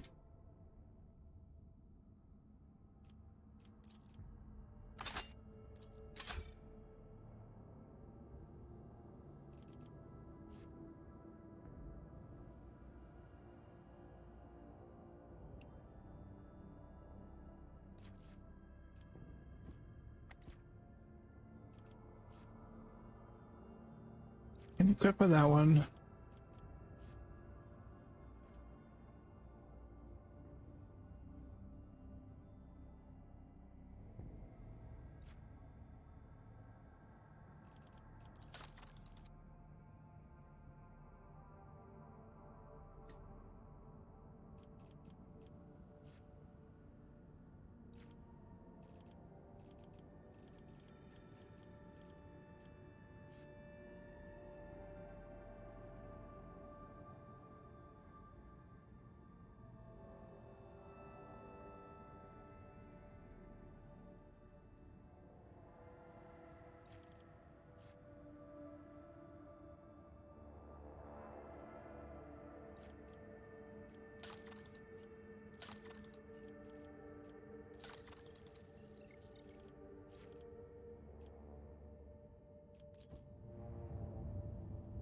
Alright, so we'll keep that the black market open.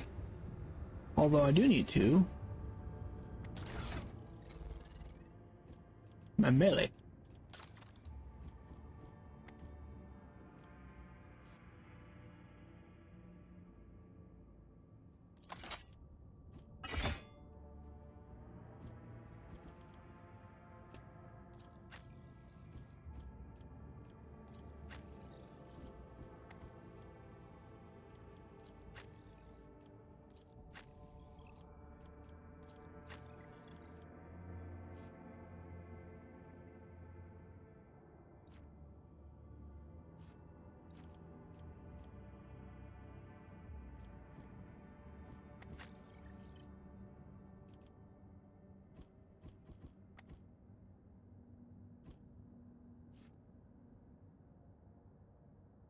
Okay.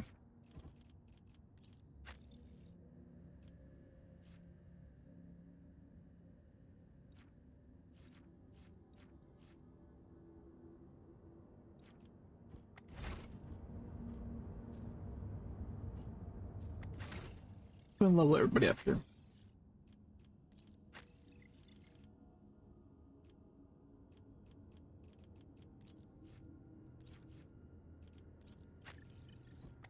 Close you out here. Go ahead and do you.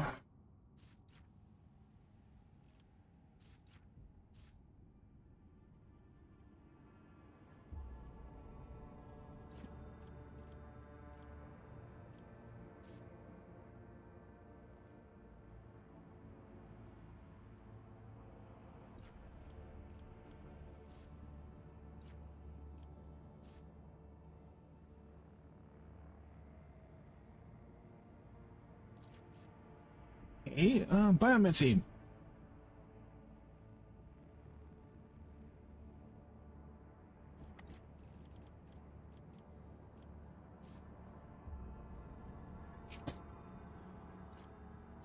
Hmm.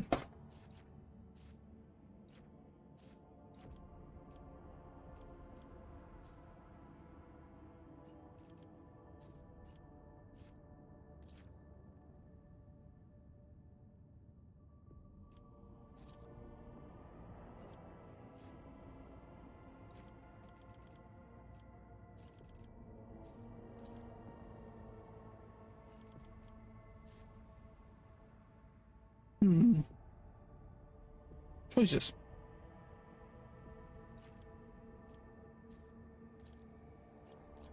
Those are the recommended.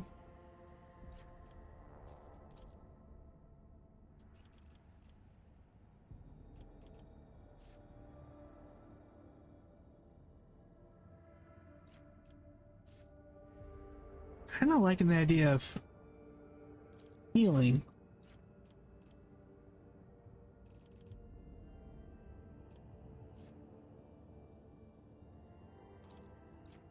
We'll do that.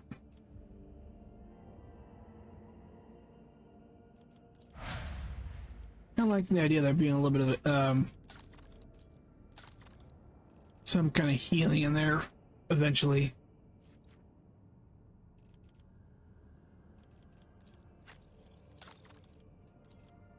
Oh, what do I want? Okay, ballistics already there.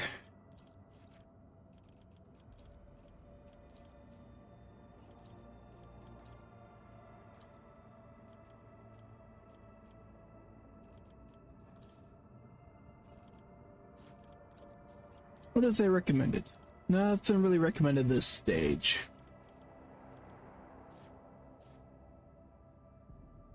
While enemies in the area to the war hymn of the Furious Recital gain plus.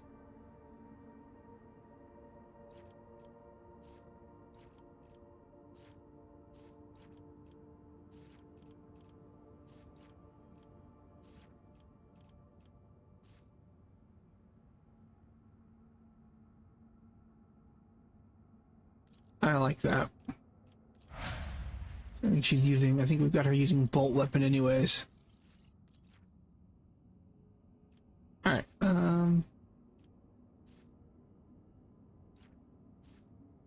Back in the fight. Go and do the one they recommend.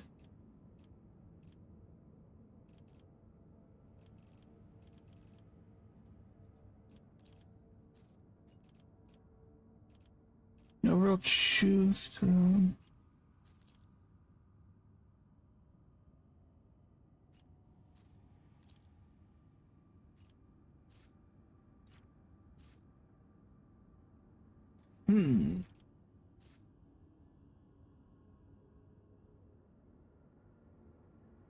Ooh, I like that.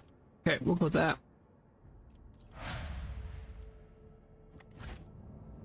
Alright, so I want to go to the Rykid Minoris, or should I go to Rykid... or whatever that is? Rykid Philia, the prison planetoid. Let's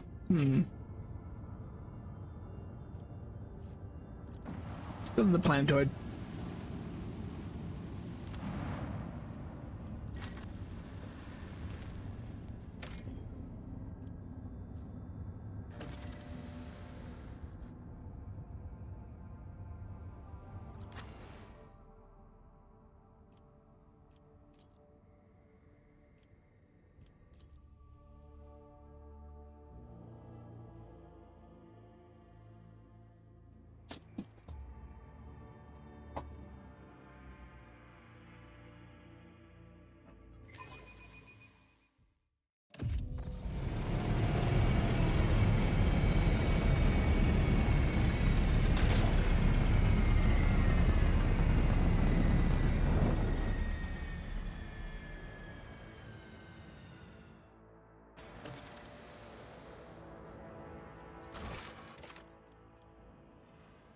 Alright, we're doing here. Interrogator must have visited Rykid Minoris, past planetary governor knows of his presence. Where about?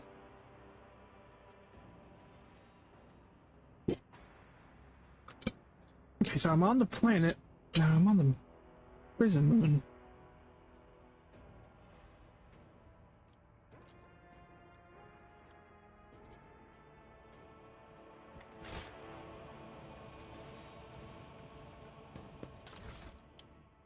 We'll take all.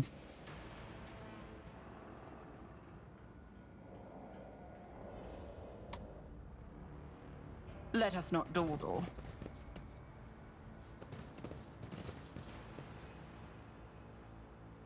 Save. Over there.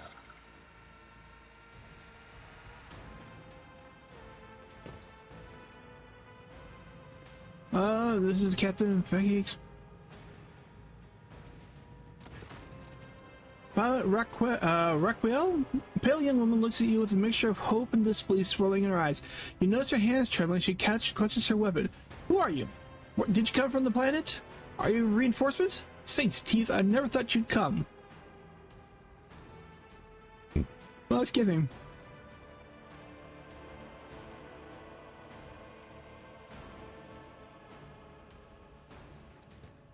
At once, sir, the woman stands in. Captain Raquel Vekari, servant of House Winterscale and the pilot of the shuttle. It is an honor to greet you, her ladyship, von Valentius.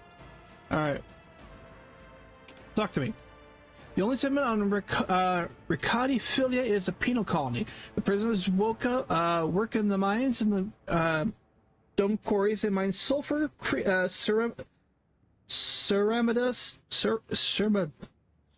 whatever, and sand, which is then melted down. Rather a nondescript place, or so it was prior to the current events. What happened? There's been a prison riot on the planetoid. Sadly, it's being led by the prisoner warden himself, the Honorable Anthagon Castelgia.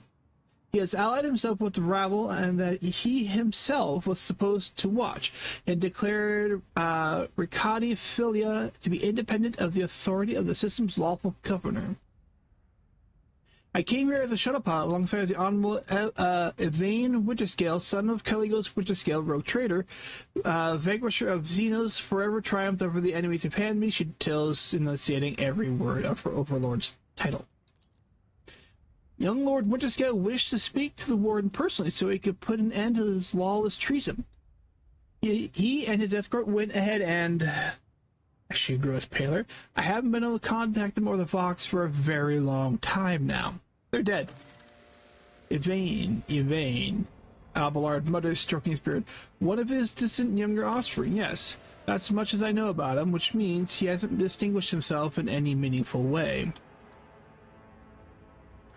Evane Winterscale has several diplomatic visits to Urek 5 on behalf of his father, rogue trader Caligos Winterscale. The great regent would not have granted entry to someone dishonorable, which means whatever happened in this terrible, malodorous place, we must aid the man in the noble blood. It's the warden himself, huh? Yes, she bites lip. No one expected this. Master Castellia is a noble from the respected governor house of the vassal of House Winterscale. All of a sudden, he proclaimed Ricadi Filia was now his personal domain, that his prisoners were his subject, and that he would never bow to anyone again. It's pure heresy. And I take it they are looking forward to a diet of sand and gravel? What kind of madman will start a revolt on a barren rock?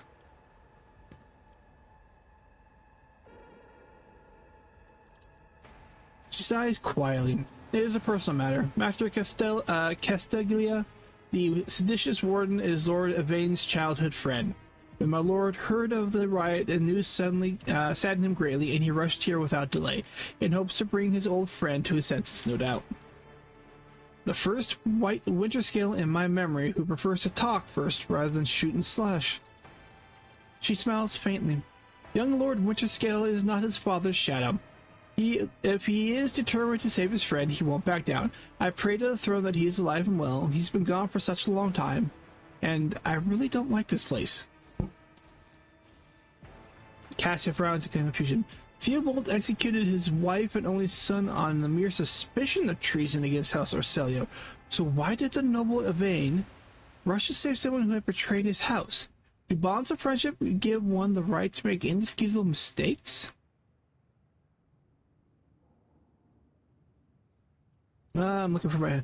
Unless it's one of the prisoners or guards, then it seems unlikely. There are no shuttles working in working order other than yours and mine. There is nothing else anyone could have used to reach this place. Okay, is there any other information?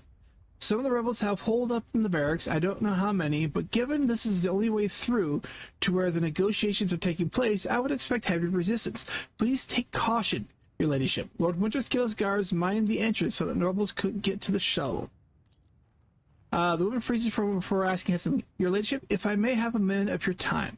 I wouldn't ever have dared to trouble you with personal matter, but in this situation, in any case, have you been to the capital of Rykard Minoris yet? I wanted to ask you if you saw a man there, a communications officer by the name of Jasper.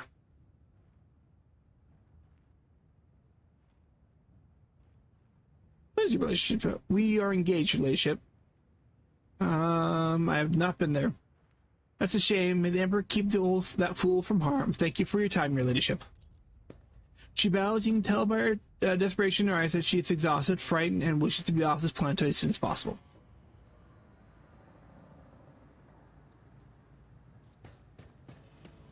I better myself through my service.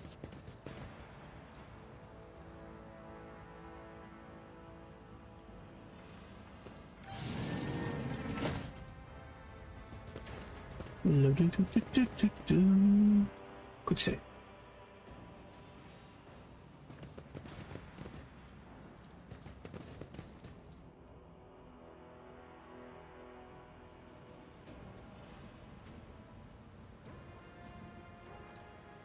Nothing escapes my sight.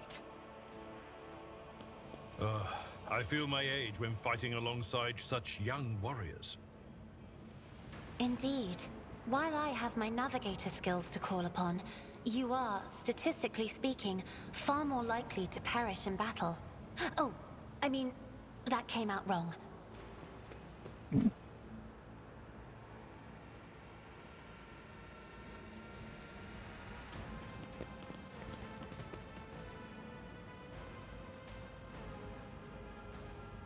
Alright, how do I want to work? I always have a backup plan. What's that? So we have two. Injured! I'm enraged! The Emperor favors me today.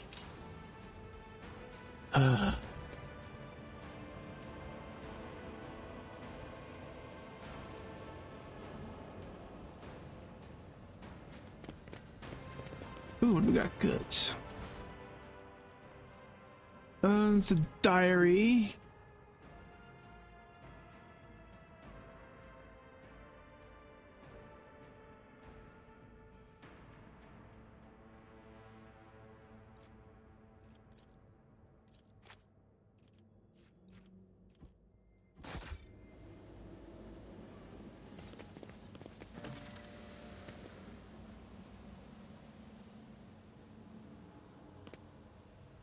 You will beg for mercy, but I will grant none! You'll make a suitable sacrifice.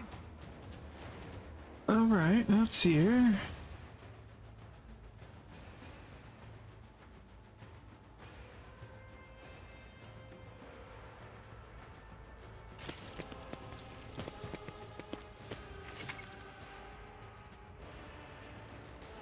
You know, I've already done all these tutorials. Okay, so what do we got? What have I got? I've got two through there. We're going to have to come around.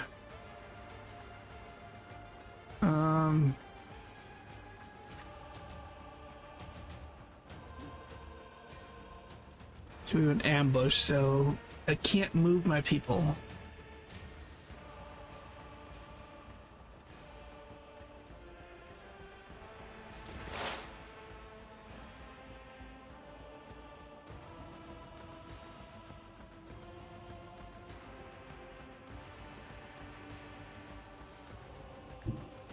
I know what is to come. Okay, now let's see. Remember what her abilities did.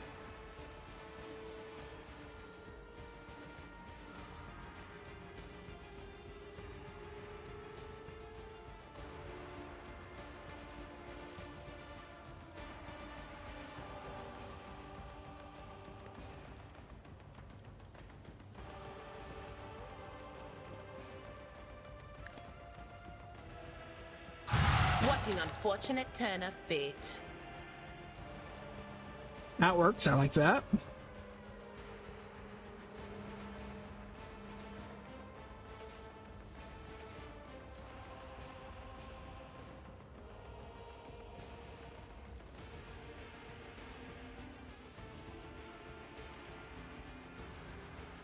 On it.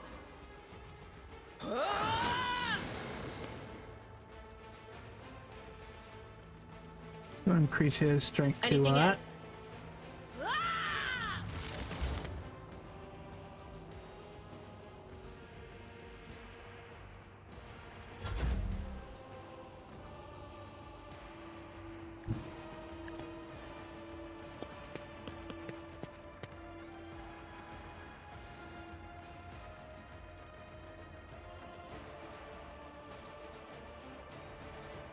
What's that do? Give voice?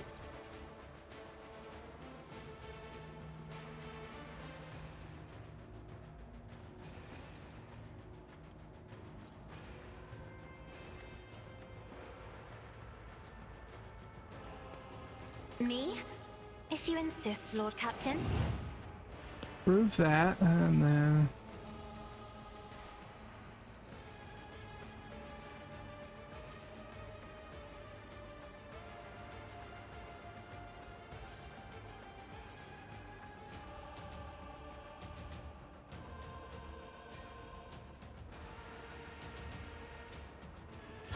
Chaos guides me.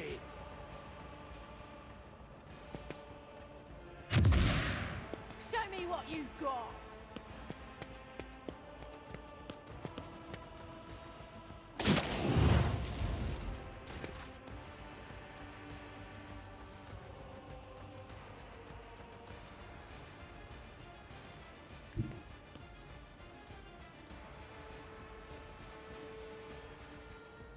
Oh, what do we got? What do we got? What does she have? Faith without deeds is worthless.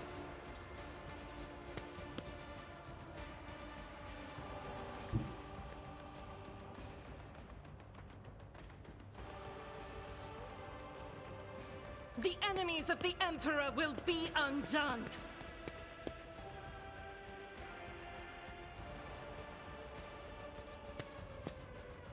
Can I make a throw through that?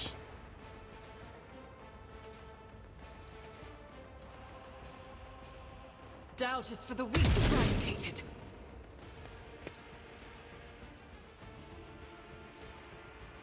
As the Emperor, none can escape the Emperor's judgment. I will not.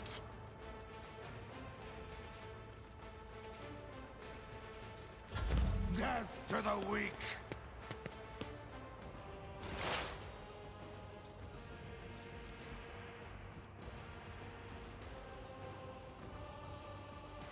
I can't hit you.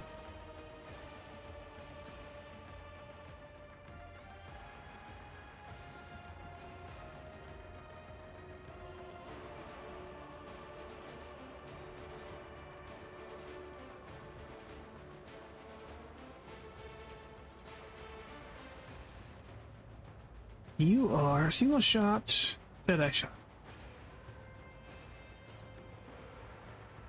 On it.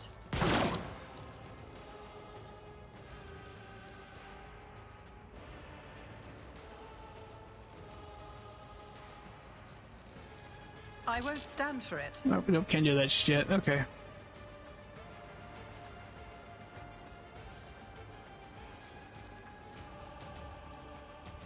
I refuse.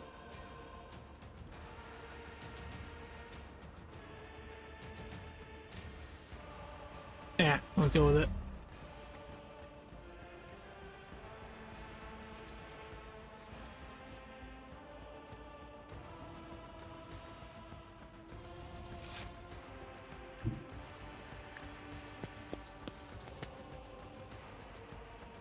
Indeed. One fewer target. Someone else can do this.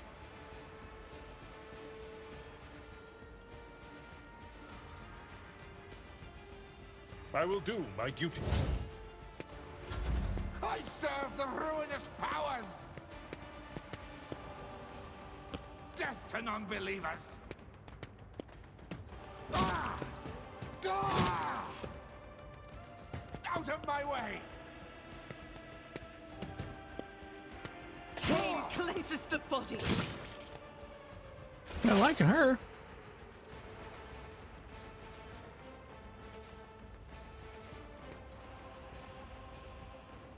But of course.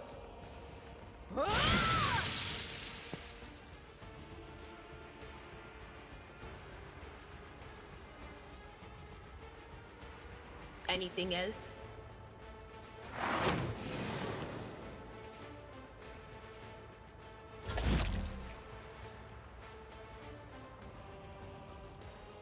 What do you do? I am a navigator, not a servitor.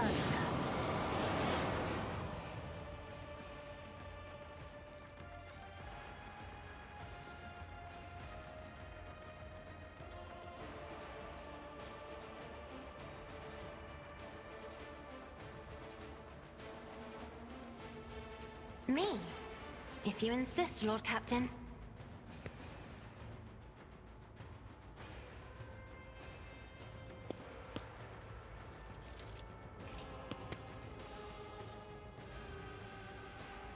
I'll do it.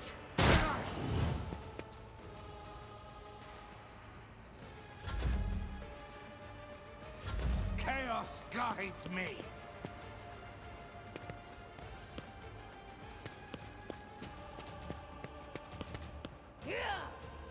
Flinch. Let's get to it. Alright, there.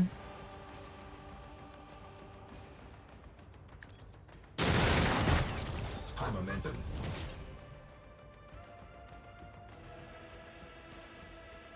Let's see.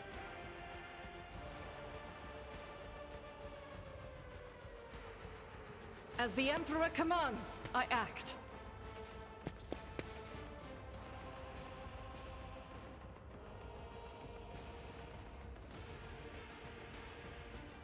We'll hold off on that.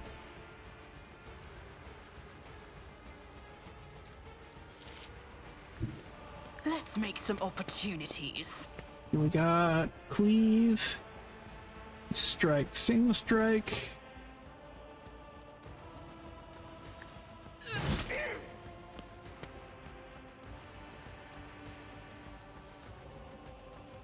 Who, if not me? My gut tells me it's a bad idea. Can't do much more than that. Okay, you.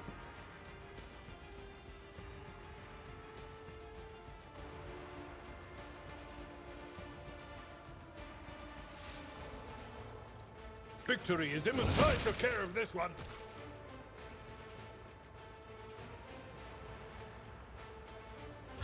Chaos guides me.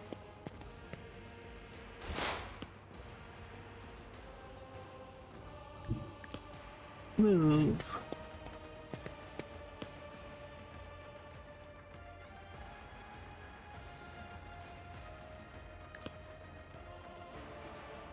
Be gone!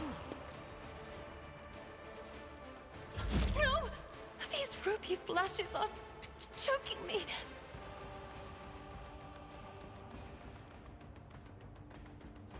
I forgot to equip, I wish I equipped healing items. I think I'd remember.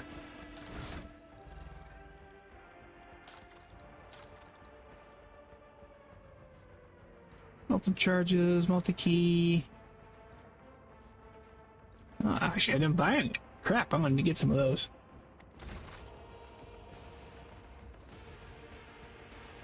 Step aside. The navigator is coming. Death to the weak. Ah! Scared yet? Ha! Time to slaughter someone. Ow!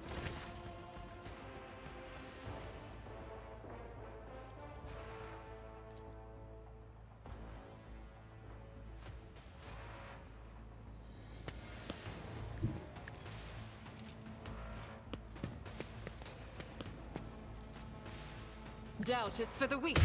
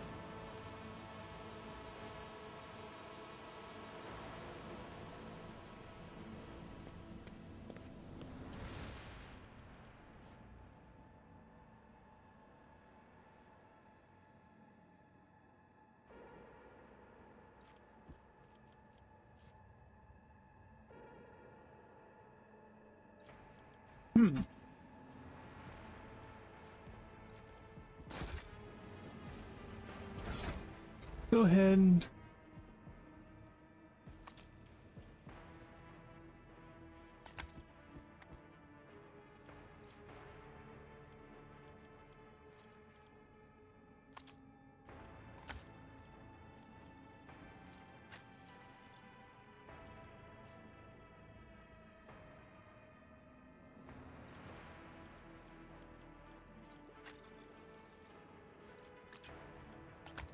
She's got med kit. She does not. Okay.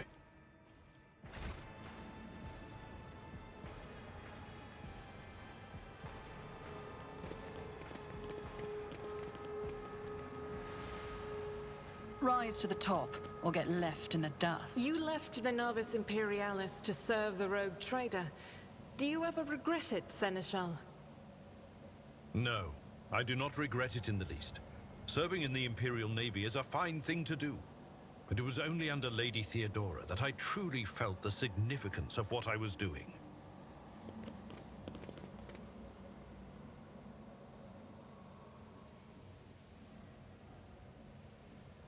Can you open it?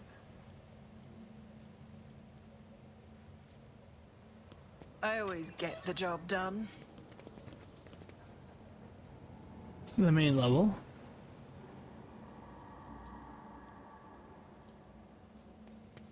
That's how it's done. Always keep your eye on the prize.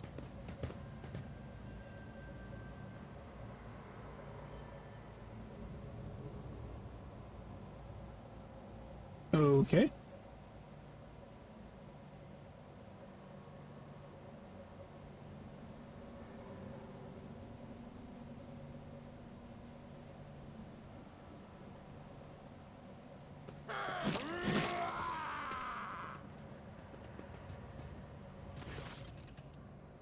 Thank the throne, normal-looking faces. We thought we were going to have to die with these nutters.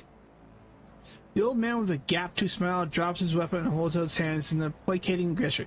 Please don't shoot us, your nobleness. Let us speak a word. Well, this is a welcome change. Talking before shooting. Still, Lord Captain, the look of this ragtag bunch hardly inspires trust. Yeah, well, give me a reason why not to. Here's the deal. We're honest, quiet inmates. We didn't want to riot, but, well, sitting out wasn't really an option either. The warden's lapdogs made short work of those who refused to join the festivities, so we had to, you know, play along. That's all it was, play. We never meant to, no offense to Governor Medina, nor his lawful authority of House Winterscale. Give us a chance, eh? We just want to wait until everything blows over and we can go back to ourselves quietly and do the rest of our time. A repentant, honest heretic. How novel. Judging by Abelard's tone, the Seneschal is utterly impressed by the old man's interrogating monologue. The low-born speech is mottled with colors that conceal his true, darker hues. This old man has a long history of lies, and he's using his wiles as honest as well, but I see no foul corruption or ill intent in his words. If I spare you, what do I gain?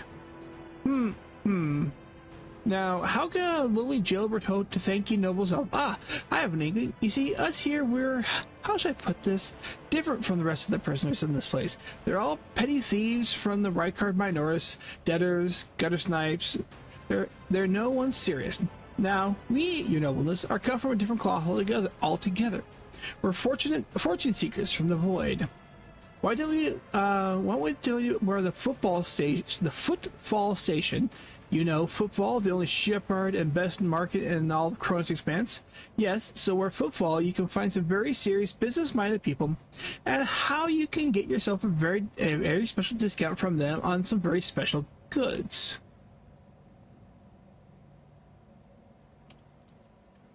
The most serious kind, your nobleness. Have you heard about the Fellowship of the Void? It's the largest pirate alliance in the Expanse.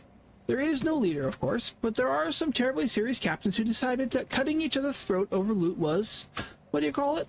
Counterproductive. But cutting throats together? Now that's anti-counterproductive. And, well, their joint efforts leave them with an excess of spoils, so they need to dispose of it somehow. And I, your nobleness, just happen to know someone who handles such kinds of dealings on behalf of the very serious people.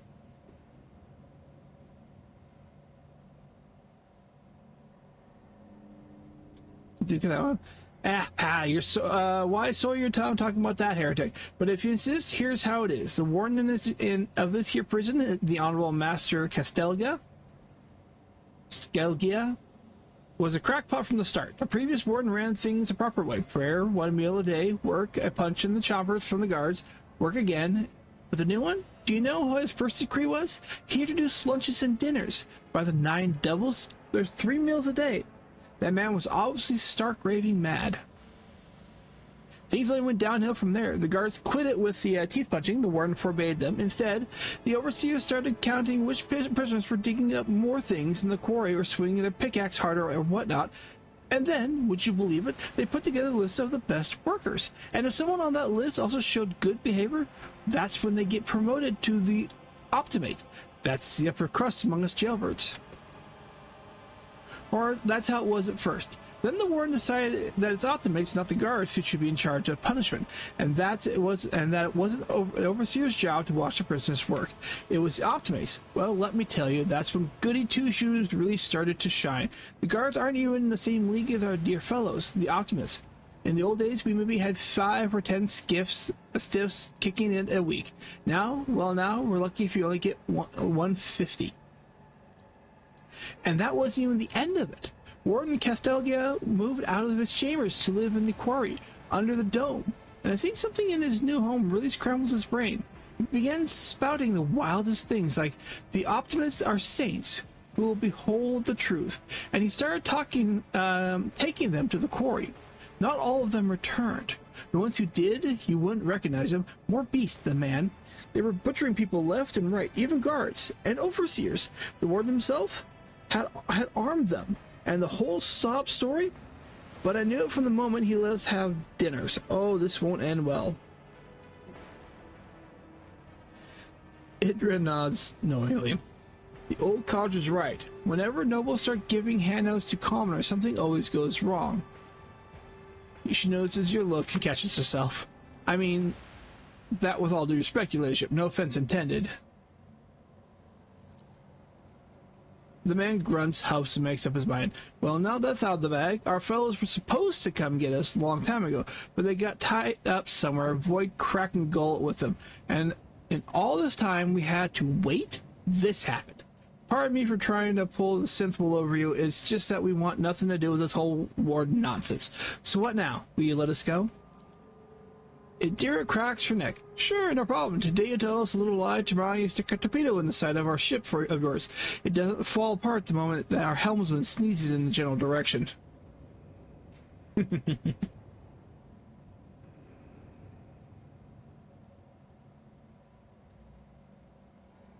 So, what are we going to go? We got very well spare you. Attack is your request denied.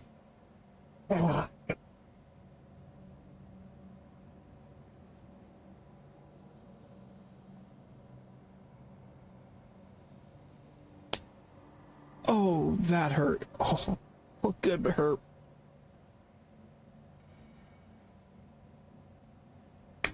Let's see here. I can kill them and be done with it. I can spare them and possibly get more from the black market. I don't know.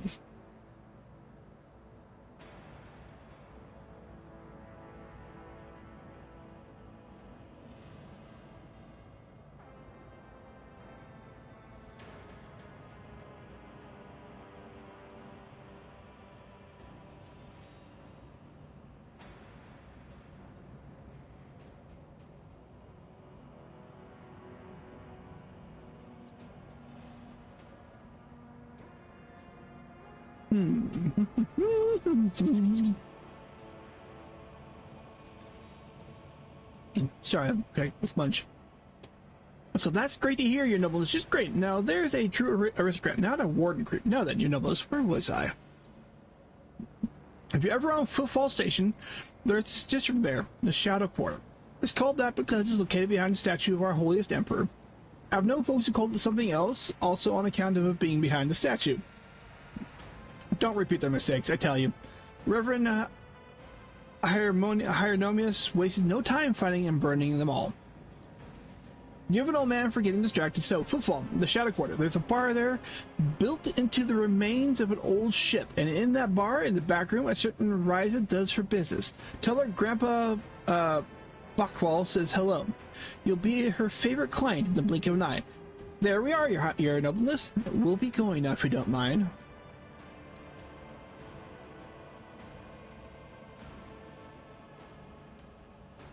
Alright, so heretical, you may go. Ironclass, I shall not leave you here to die at the hands of the Warren's henchmen.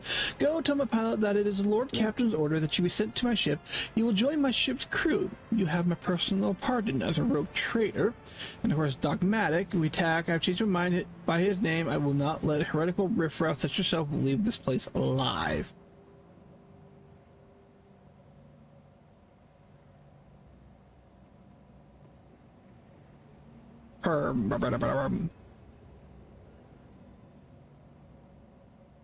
Ironcast.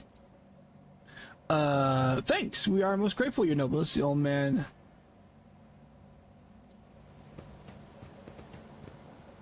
At least one properly bows.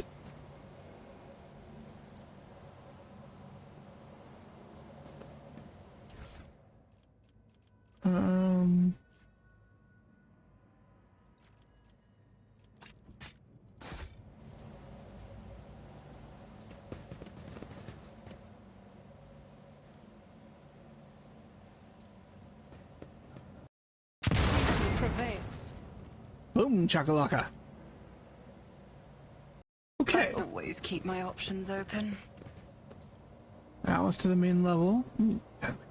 Attention to detail is the key to success.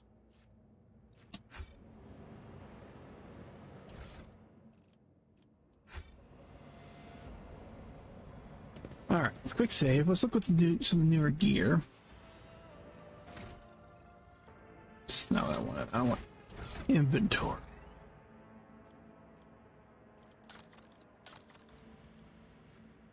Rotor's cloak, gain 5 fellowship, the wearer endures immediate removal. Who doesn't have one? You don't have one, you don't have one, you don't have one. Let's go you. We'll give you that. Okay. Let's go weapons. 9 to 14 last pistol, 6 to 8. Ooh.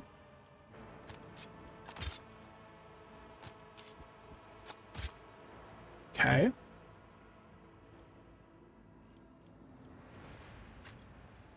Anything new that's worthwhile for you yet? It's still the same.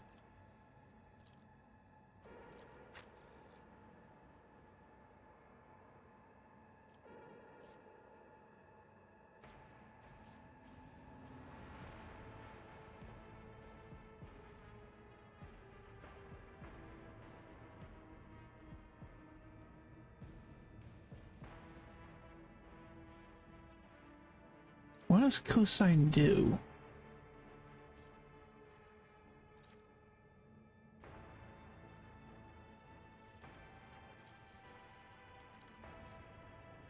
The next hit against the target will be an automatic critical. That actually would be better.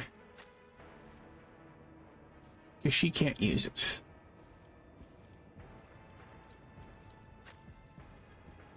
I like the idea of the lightning arc though, so I was like, I don't know.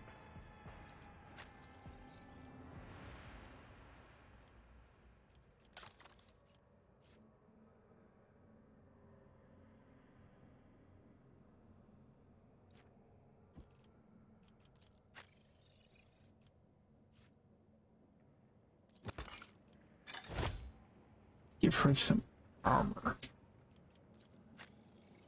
Everybody's actually got armor on now.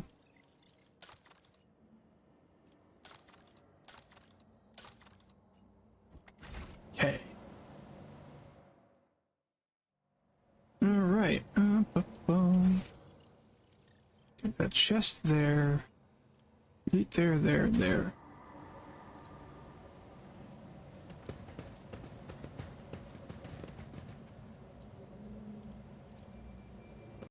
Success is the only outcome I accept.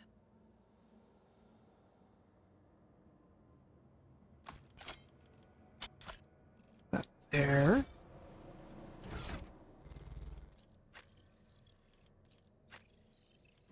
Weapon check.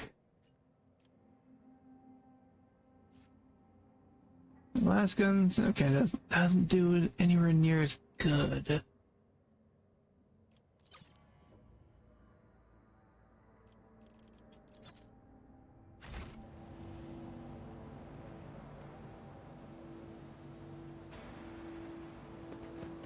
Okay, and okay, that's two.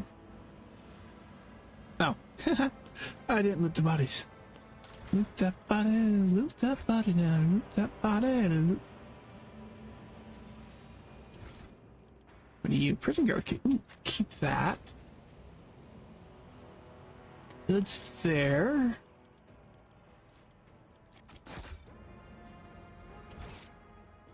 Okay, so I have to the main level and to the main level there.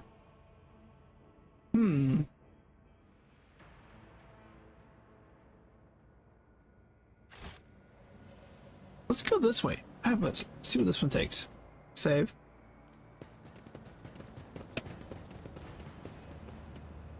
Let us see.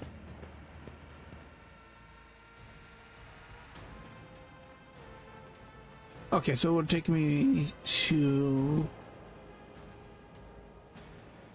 both sides of this gate. Okay.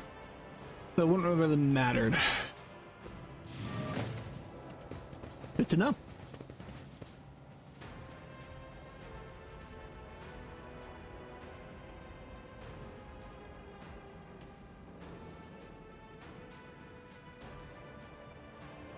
Let us not dawdle.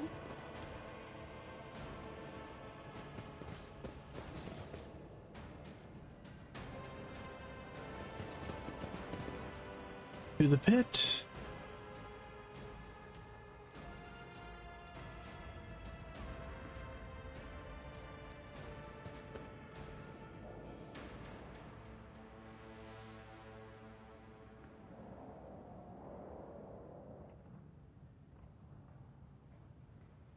Green. I'm gonna say Nurgle? Probably.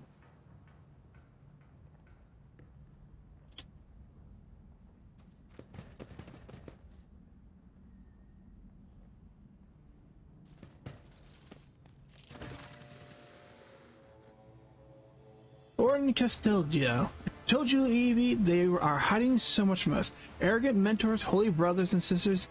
What have they ever given us? Nothing but a pile of fibs and useless admonitions. Blah, blah, blah, blah, blah, blah. Apparently I can't talk.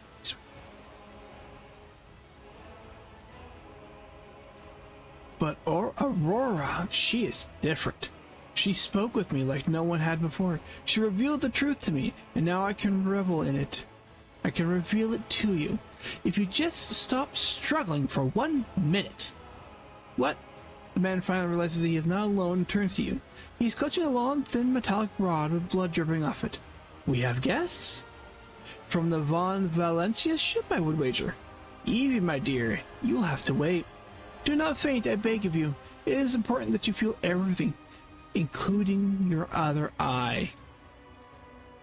The warden's words are suddenly drowned by the chorus of voices in your head. Someone just text me a message. Hold on, un momento por favor.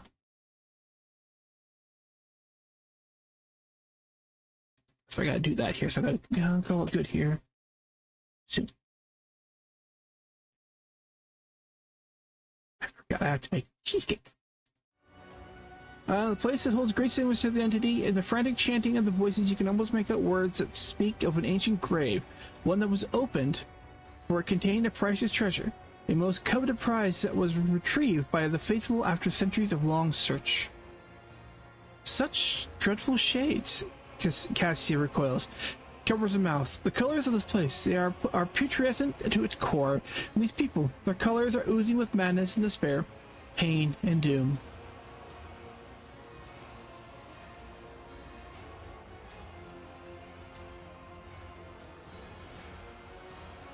You are too late, enemy of the truth. This bastion has already fulfilled its great purpose. You will never find the trail of the reclaimed relic that now rests in the hand of the devout. Who is a rule? Not alright, well, we're going for it. Your arrogance will be your downfall. Show them no mercy. Alright.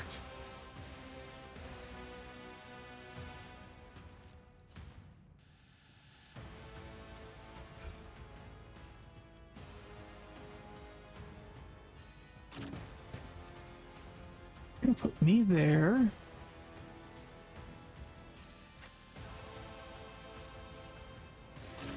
Him there.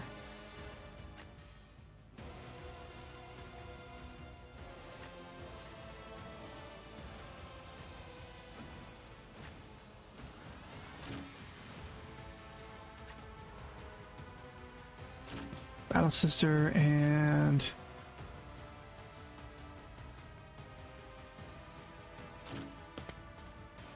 alright, let's see how this works. I serve the ruinous powers.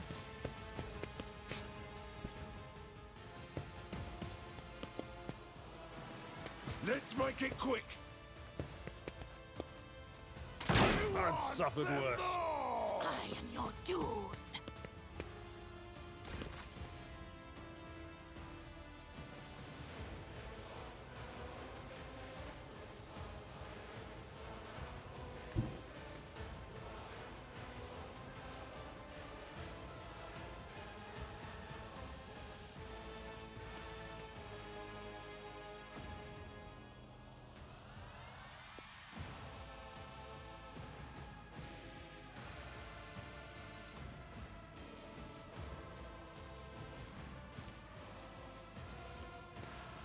Rejoice in battle!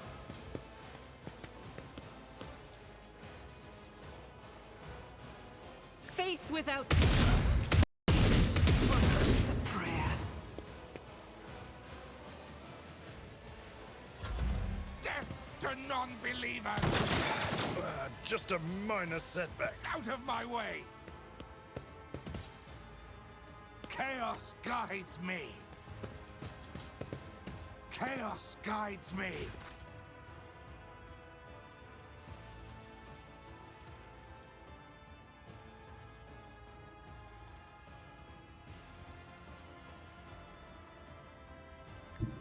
Battlefields are always drowned in scarlet.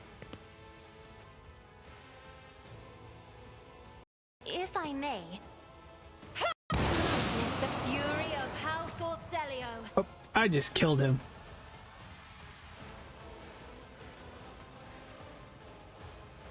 Whoops. Death to the weak.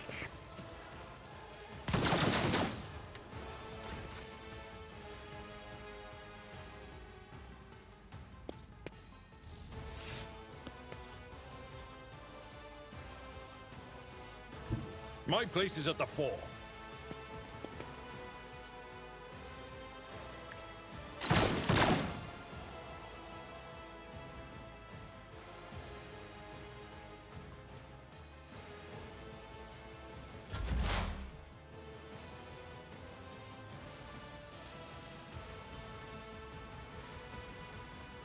Was that you?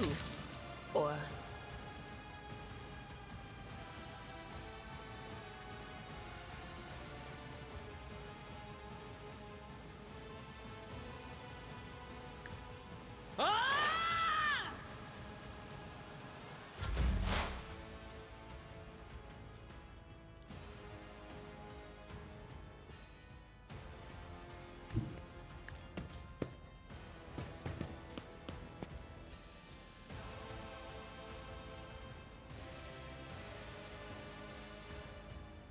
I'll see to it personally. That failed miserably.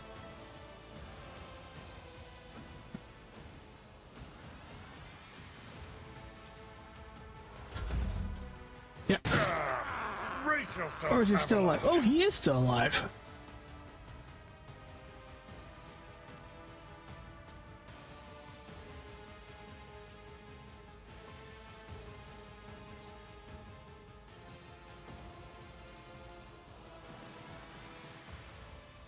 I'll do it.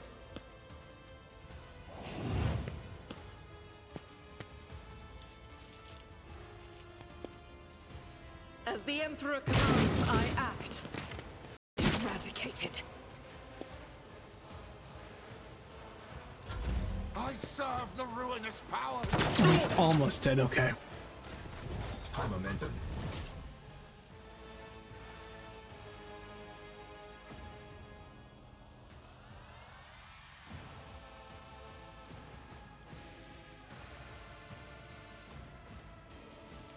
Me? If you insist, Lord Captain, as duty demands.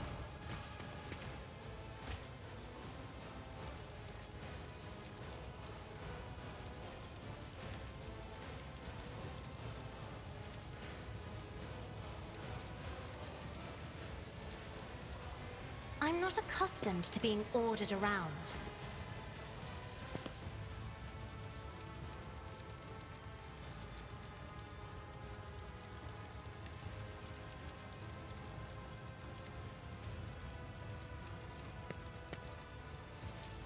I'll do it. This is why I was chosen. Oh, a sliver? Alright, fine. Death to non-believers! Oh, I'm just cutting out all of a sudden. Go hand in hand.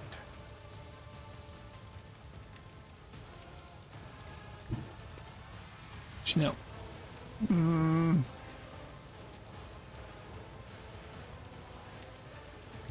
Follow my lead.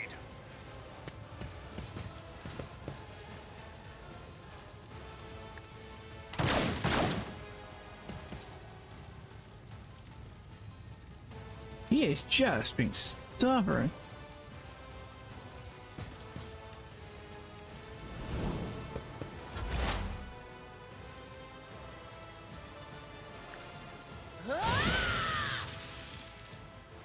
Against the warden. Okay, so I have a feeling.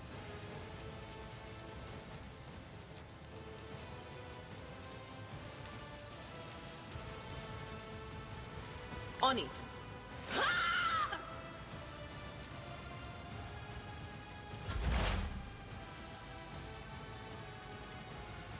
I won't stand for it.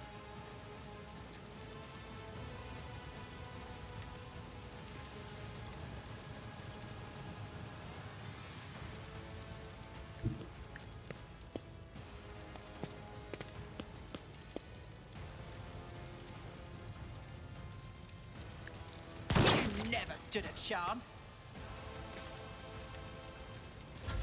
Let's get to it!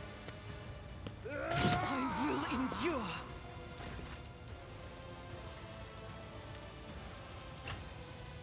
I refuse.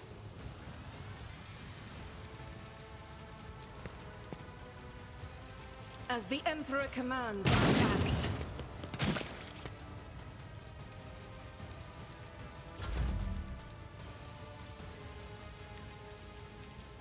We'll pass on that Out of one. my way!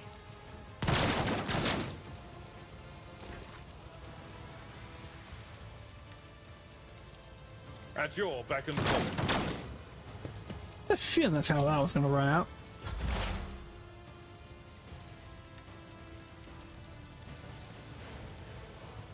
What of course? Alright, It's as good as done.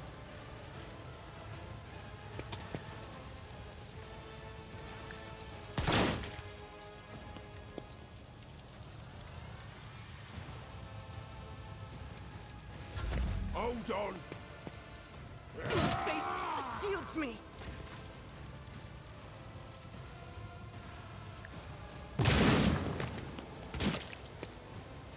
hey, why is he...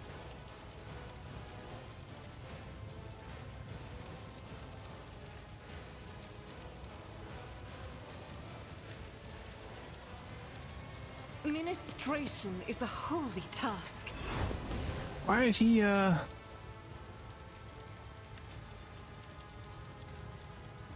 not dying?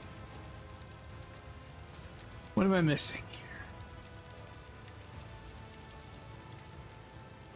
Okay, I see what I might need to do.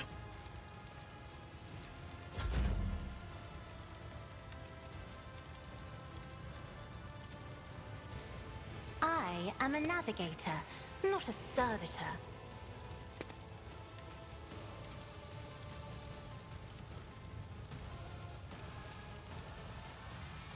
Doubt is for the...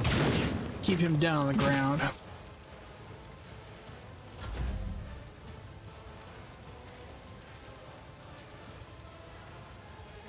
We have one unholy lens there. We have, okay, so I think we got to get rid of the unholy lenses. Really, here, got to do cheesecake.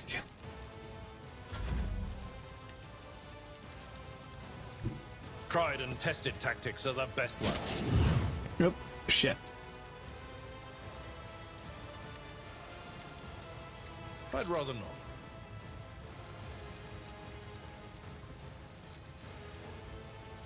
Ugh, field medicine at its finest.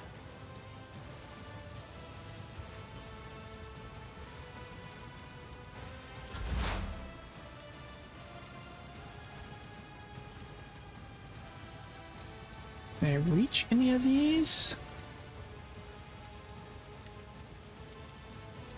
Will do.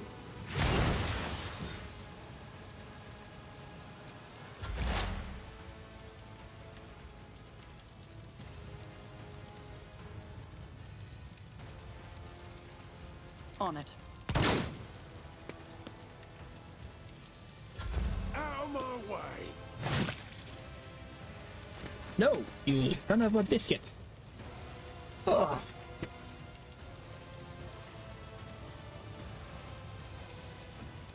All right.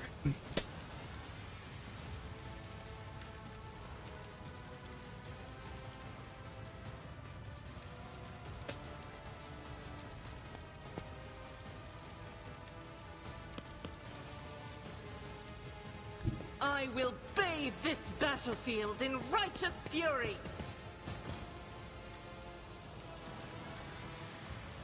Faith without deeds is worthless.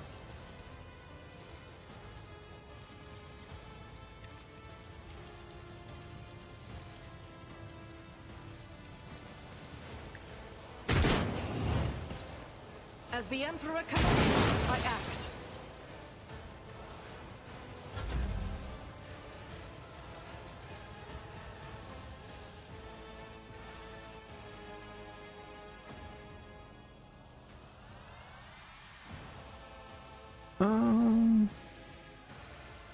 Isn't this a job for the serfs?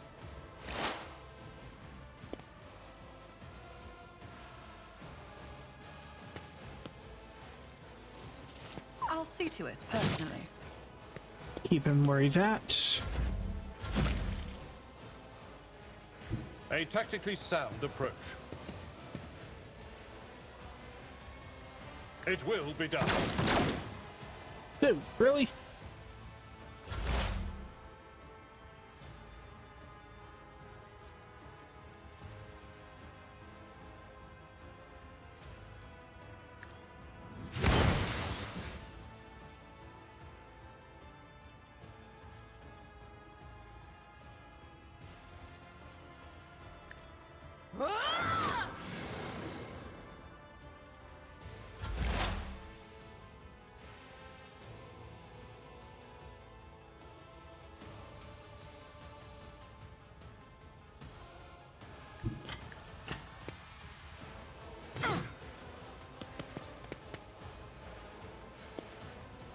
I won't compromise my principles. Here we go.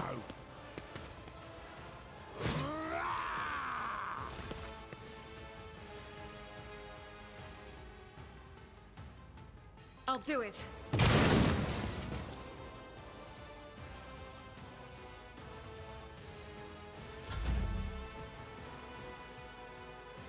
That one's still going. All right.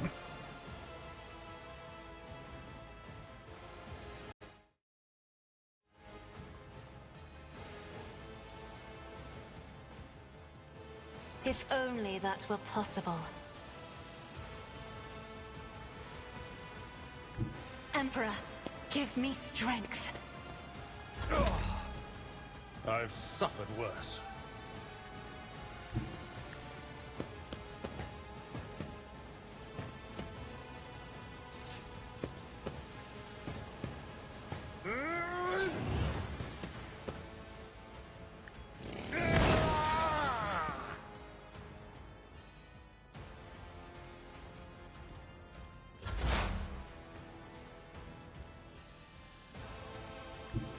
What is this foreboding? Well. There we go.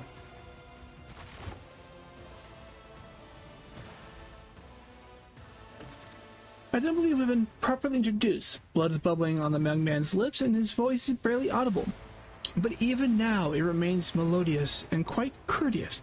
Yvain Winterscale of Kronos, greatly pleased to make your acquaintance. On the rare days that Lord Winterscale visits Uruk 5, the station was awash in a mist of warm hues. We were forbidden from meeting each other, but I was delighted to still see such a rare colors in my home. Now, however, his colors are darkening. Twisted from the pain and bitterness, we must help Lord Captain. We must save the clarity of his soul, for he whose presence makes the world a little brighter deserves no less. Lady Cassia, I presume, the sacred child of House Orselio.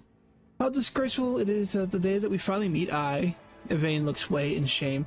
I find myself not at my best. There is no disgrace in your predicament, Lord Winterscale. The Lord Captain and I met under similarly dreadful and tragic circumstances. Save your strength, you're wounded and need help. Wounded? I would have phrased it altogether differently. Tortured and maimed, perhaps. Have you had your eye burned out? This was my first time. I cannot say I recommend the procedure. He's either trying to make light of the situation or growing delirious from the pain. What have they done to you? The warden, my friend, tried to convince you to stop the riot. Diplomacy failed, speaking as a struggle, but he continues stubbornly. Father hates diplomacy, which is why I had to try.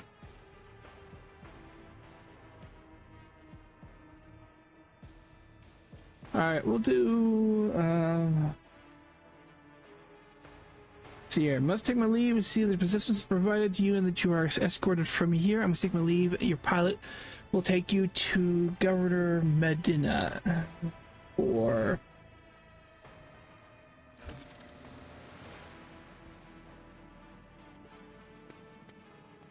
let's see. Skin crawls as you approach the place, however, there does not appear anything of note.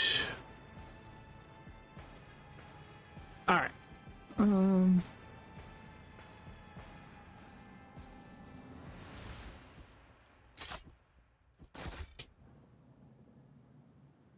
Let's loot what we need to here, and I'm going to have to call it.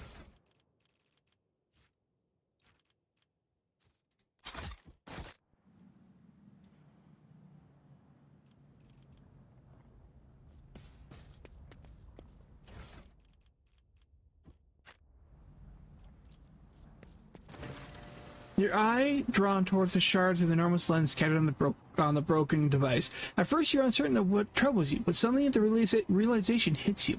The glass shimmers in a unique way, just the same way as the shards of the unbroken object you found near Theodora von Van Clesius' desk. What's the matter, Lord Captain? Why are you so interested in... Abelard trails off to the Imperium Saints. It cannot be. I see it too. Whatever that thing is, what in her study was, it was made of the same material as the junk. What? Abelard is at a loss for words. She takes a moment to collect himself, and all at once he started pouring out a hasty sputter. It's a mistake. Slander meant to blemish the good name of the person who is now dead and cannot even defend herself. First his minions at the archenemy murdered Lord Captain Theodora, and now? This cannot be tolerated. It will not be tolerated. Come on now, Abelard. Remember what she was like. Brazen, assertive, it was like her entire life was a race against fate until fate caught up with her in the end. She would have gone headfirst into a black hole if she thought it would put her even a step ahead of everyone out there in the expanse. If we could just find out what she was keeping on her desk and why she went to get it during the attack. How bitter is it to know that you were born from bad blood, but do not let this knowledge drag you into darkness. Cessa's words ring with a genuine, sincere hope that you be blessed with a worthier fate. She does not appear to be shocked by the news of Theodora's possible heresy. Life must be so easy for you sanctimonious preachers. A dubious trinket and you no longer see a person, you see bad blood. An annoying hindrance. How dare you admonish me? We are speaking of abetting the arch enemy, a person who has tainted themselves thus can never justify their actions. Sure, why go through all the trouble of trying to make sense of everything when you can just label them a heretic and call it a day? Except, dear friend, I seem to remember that you don't mind Theodora so much while you're aboard her ship. You didn't didn't leave her side for even a moment. She rescued you, aided you, and your adoration wilted the moment you heard an accusation sullying her memory. You weren't surprised or upset. You just gave up on her and moved on.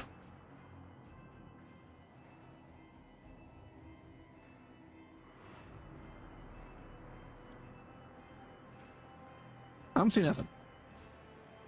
Alright. So, with that, I'm going to save the game here. Stuff I gotta take care of. So, I thank everybody who popped in and watched. I appreciate you being here. Those of you watching on Twitch or YouTube VODs, I appreciate your views. Glad you could be here. And with that, I will bid everybody a good night. I will see you